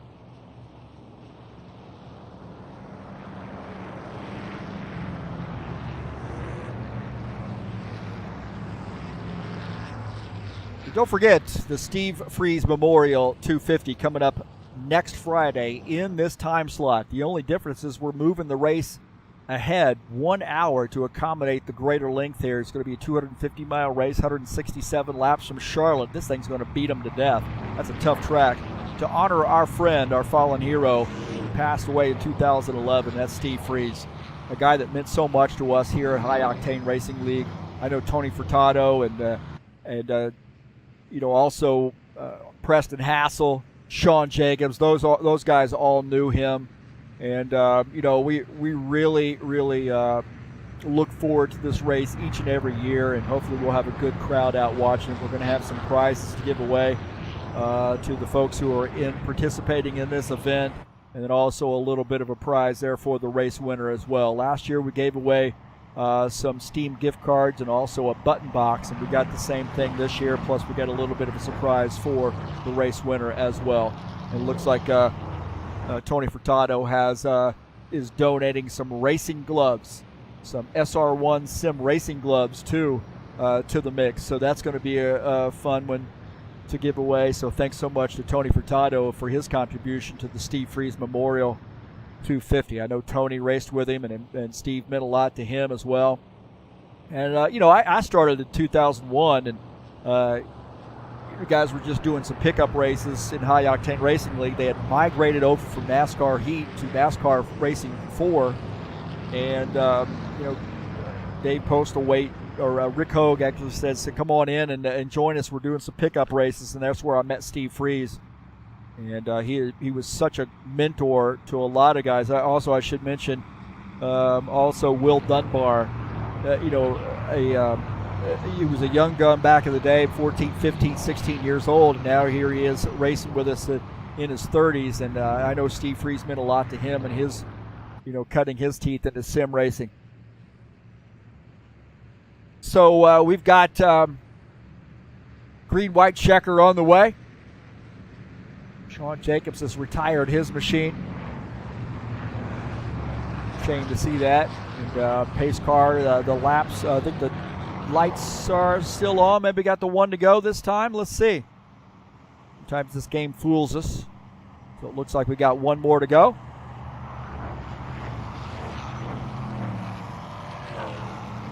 It's a shame we have to do that green-white checker here. But these guys misbehaved there earlier in the race, so we've implemented this policy to try to clean it up a little bit, and that certainly worked. I think most of our caution flags, aside from this one, in that single file, have been, later in the runs when the tires start to give up. Guys smacking that wall. I think they're carrying a little bit too much speed sometimes into the turns and getting up into the wall. But nonetheless, all in all, been a pretty good race.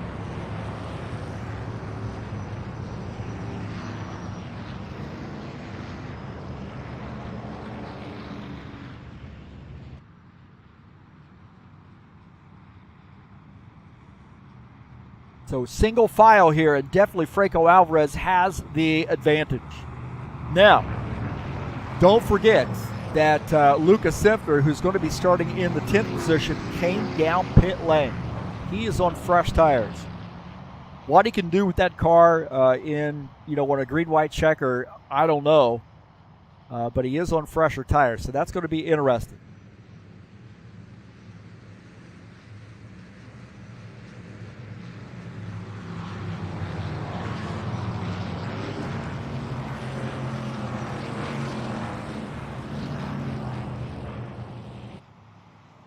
Now the pace car is going to be coming off this time by, so when we get the green, we got 2 to go. Green, white checker.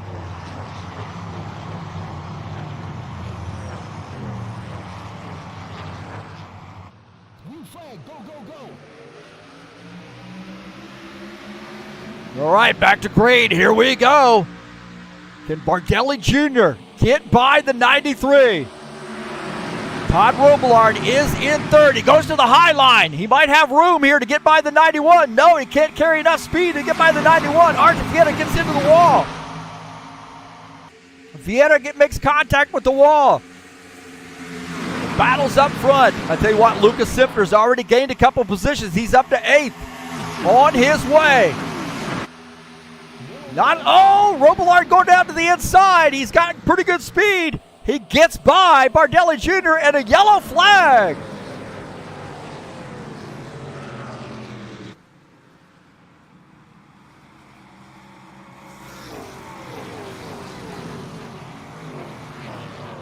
So Franco Alvarez is going to be the race leader. How about that? Franco Alvarez getting the win. And I don't know what we had here, but we had some sort of shenanigans. They brought out the caution flag, so we'll see. Get Franco's screenshot. Congratulations to Franco Alvarez getting the win. Let's see what happened here. This guy Gordon Carter came around. There were 3 wide. Dennis Uderchin got into the wall, but it looked like Givaldo might have drifted up and gotten into Gordon Carter. And those guys came across on board here with Gordon Carter. I think Givaldo might have gotten into it.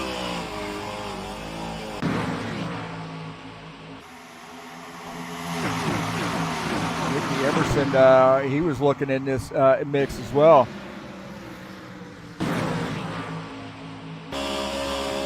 Take a look and see what happened. Man, that was a mess. Right there, this guy's just trying to avoid, I think, Udichin getting into the wall and in hard contact.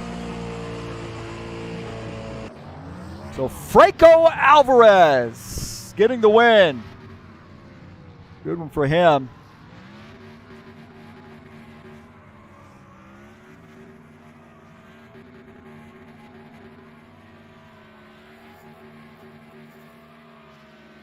So Alvarez getting a big win in that 83 car.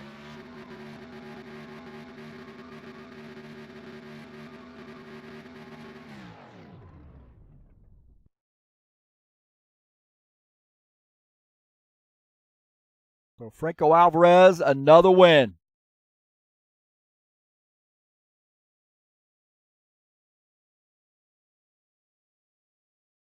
For him, so congratulations to Franco.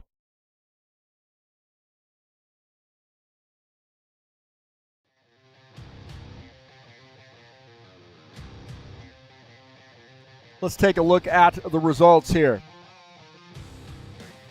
Franco Alvarez finishes first. Claudio Bardelli Jr. second. Robillard is third. Vieira finishes in the fourth position. Chris Hughes finishes in fifth. Good run for Chris Hughes here tonight. Lucas Simpner gets up to that sixth position. Almost worked for him, huh? Craig Barazan seventh. Preston Hassel finishes in the eighth position. Dana Grover ninth. Jair Oliveira finishes in the 10th position. Finishing in 11th is Ed Palumbo. Dennis Udichin finishes in 12th. Ricky Emerson, 13th. Givaldo Spindola finishes in 14th position. Gordon Carter finishes in 15th. Sean Jacobs, 16th. John Stanley finishes in 17th. Tim Lansbury, 18th. Tony Furtado, 19th. Chachalowski finishes in 20th. And 21st was Jim Willis.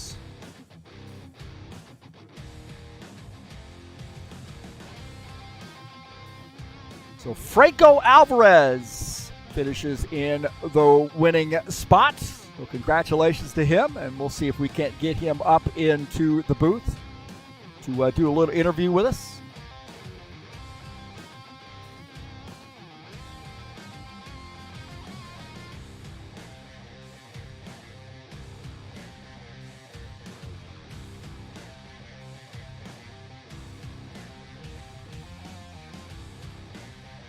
All right, we're joined up here in the booth by Franco Alvarez. And, man, you had the car up front, and it was really hard to pass once you got it there.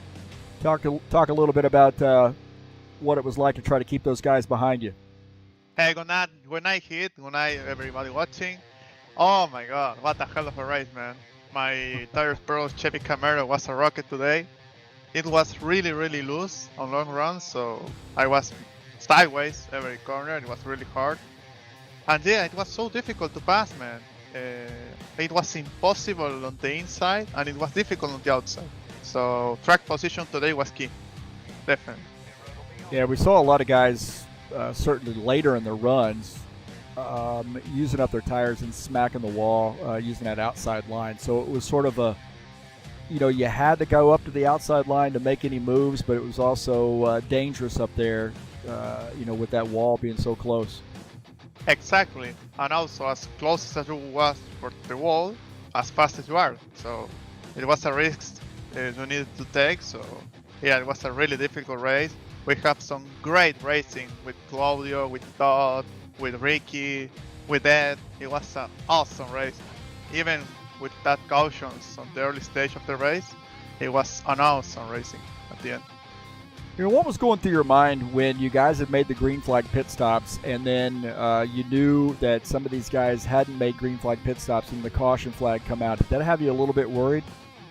I was a little bit confused, to be honest, but I knew I was going to be on the lead lap, so I wasn't really worried at all. I was worried because I lost some track position, but I recovered it on a couple of laps, so it wasn't a big of an issue.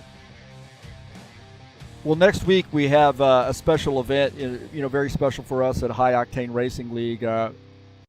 We have a memorial race to honor Steve Freeze, who passed away in 2011. This guy really gave us a. I know I raced with him since 2001, and he helped me out. Sort of cut my teeth at sim racing. Next week's a Charlotte, 167 laps there. We start an hour early. do you plan on racing with us in that Steve Freeze Memorial race? And if so, how do you feel about your chances of maybe coming away with a win there at Charlotte? Well, of course I want to race. A huge race, really, really long and really special for the league. So, yeah, whatever wins the race, it's gonna be really special. You know, a guy who did a lot for you guys, so it's gonna be really special for sure.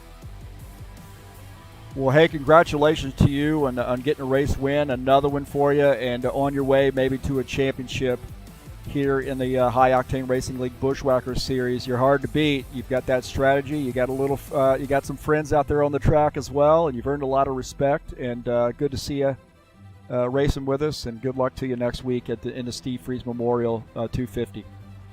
Thank you so much, Heath. It's really good when you gain the respect from the people around you, so you can have really good battles as today. So yeah, a lot of fun, and see you guys next week. Thank you. All right. Hasta luego, my friend. Thank you very much. All right, that's Franco Alvarez, one of our Argentinian drivers. We'll call him the King of South America. He's a king out here tonight, that's for sure, and he is showing these guys how to do it. And next week he's got his work cut out for him in the Steve Freeze Memorial 250. A lot of guys want to win this thing. It's a very important race for us here at High Octane Racing League. And so congratulations to Franco Alvarez, and we might have a little chat with some of these guys, up here to talk a little bit about this race next week. So give me a second here.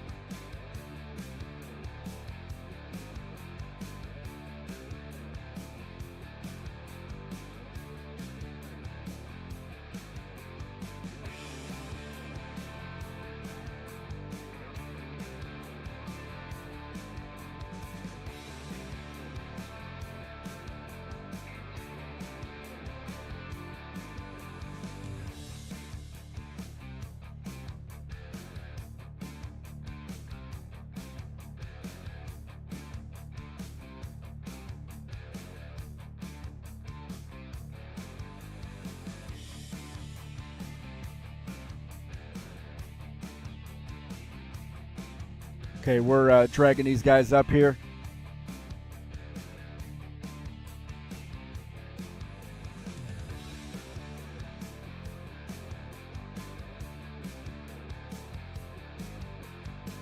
All right, we're joined up here in the booth with Sean Jacobs, Preston Hassel, Tony Furtado. These guys knew Steve Freeze, and we got a big race coming up next week with the Steve Freeze Memorial 250. Sean, go start us off a little bit. Talk, briefly about what this race means to you and what it would mean to you to win this race in honor of Steve. Oh, this is kind of like the Super Bowl of all racing at High Octane Racing League, just because it's a tribute to Steve Freeze. It actually started this league way back in 2001, I believe. And like I said, he's always been a mentor to me to do clean racing and just race everybody with respect and give and take, and all the good aspects of the racing part. Tony, I know you had a chance to race with him, and this will be your first, memorial race since coming back here at a High Octane Racing League. And, thank you very much. You've donated some racing gloves, some sim racing gloves to the effort of, as a giveaway for drivers that participate. And, talk a little bit about your experience with Steve and what this race would mean to you. Oh, it would be huge. It would be huge. Steve was a great guy, well respected, great all around person, racer, friend. It would be huge. But I must correct you. I did race last year in the Steve Freeze Memorial race. Okay. I forgot about that. Sorry. Yep, I actually drove the 11 car. I was hoping to get a better finish, but did the best I could. But it would be a huge honor. And we just seem to keep pulling more and more guys together that or go back there and have that history at HORL, and even guys that like Ed and Todd. They sort of Todd might have come in a little bit later, but Ed raced around that same time. He just said he doesn't really remember racing with him. I think Steve had some health problems, and Preston, you've got a long history with racing with Steve, and I know you race a paint scheme, a throwback scheme. Steve did some painting for you. Talk about what this race means to you. This race is definitely going to mean a lot to me because Steve Freeze was all about good competition, just getting together and having fun. And the Charlotte is one of the tracks I remember him actually doing a special race that he did. So it's definitely going to be a lot of fun. I would love to be able to put my Steve Freeze paint scheme in the winner circle. But he also, I will say he did a lot for me in getting myself where I am now in racing. So he meant a lot to me for sure. And I think also Will Dunbar, your nephew, he was a youngin racing with Steve, and I know Steve meant a lot to him. And Will has now he's going to be printing up a trophy. He's got a laser printer. He's going to print up a trophy and bring that sort of thing back to for the winner of the race as well. So that's something to be excited about. Yeah.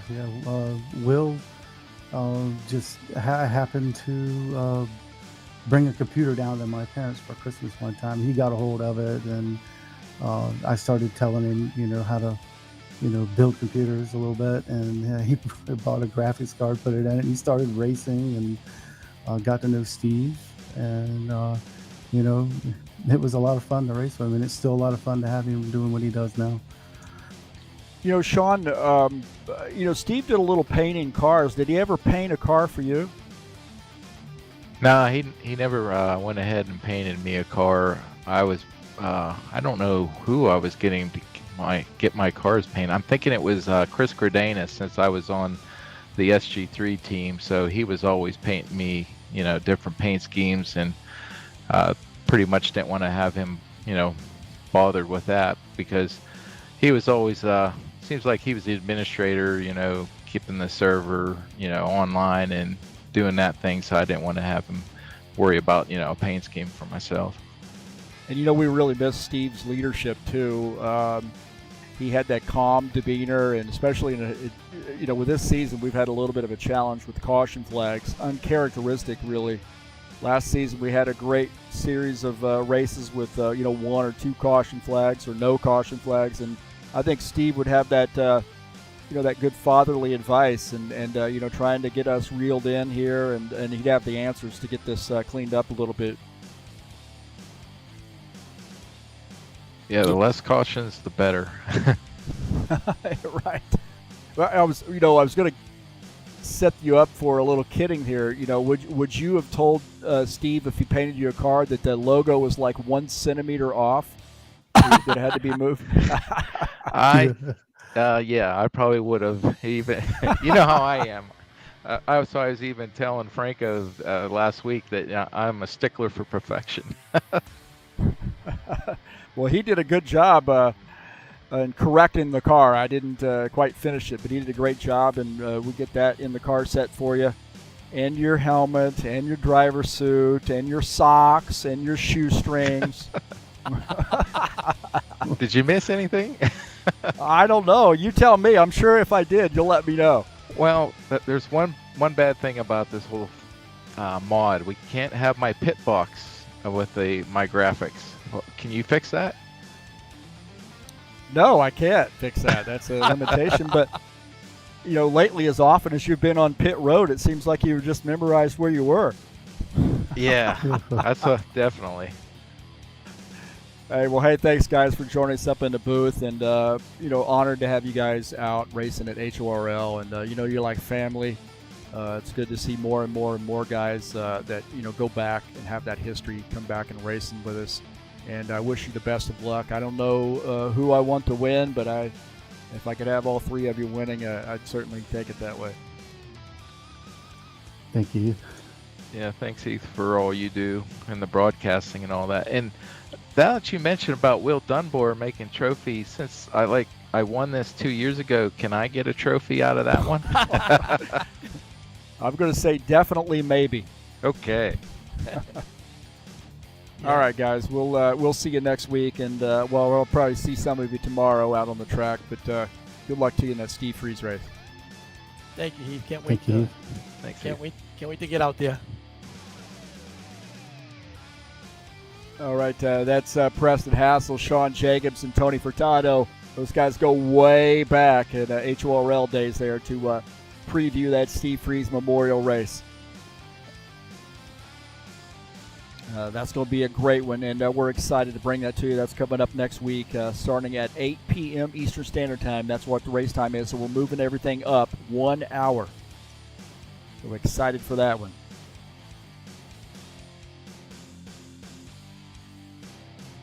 Don't forget, tonight's race has been brought to you by Elite Hosting USA. If you're interested in an rFactor 2 server, how about a website or an online store? You can give EliteHostingUSA.com a look. No matter where you are in the world, EliteHostingUSA.com can provide you with a server to suit your needs for your rFactor 2 league. GT3 Series headed your way on Sunday. 2:30 p.m. Eastern Standard Time, we will get the green flag for Malaysia. It's race number 3 of the season, 45-minute race. And this is going to be a fun one. I've been racing in this series. Been getting my butt kicked, but it's been a lot of fun, man. Other than making a little mental mistake last week, I would have had a pretty, I'd say a better finish. So come on out and join us. We'd love to have you on Sunday at 2:30 p.m. Eastern Standard Time. Tomorrow at 9 p.m., we have the King of the Ovals, race number 4 in the IndyCar series. In the IndyCar segment of that. 7 tracks, 14 races. We do stock cars 1 week, and then the IndyCars the next week at the same track for 7 tracks. And we are at Texas in the IndyCars tomorrow. So that'll be live right here on TurnLeftTV.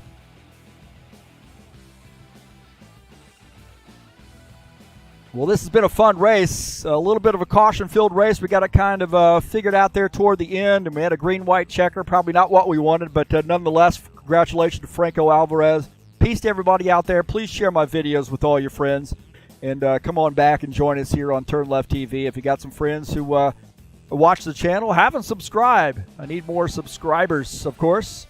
That's going to do it for us tonight. I'm going to go up here and have a chat with my buddies. And we'll talk to you later. Thanks for coming out here, and I am out of here.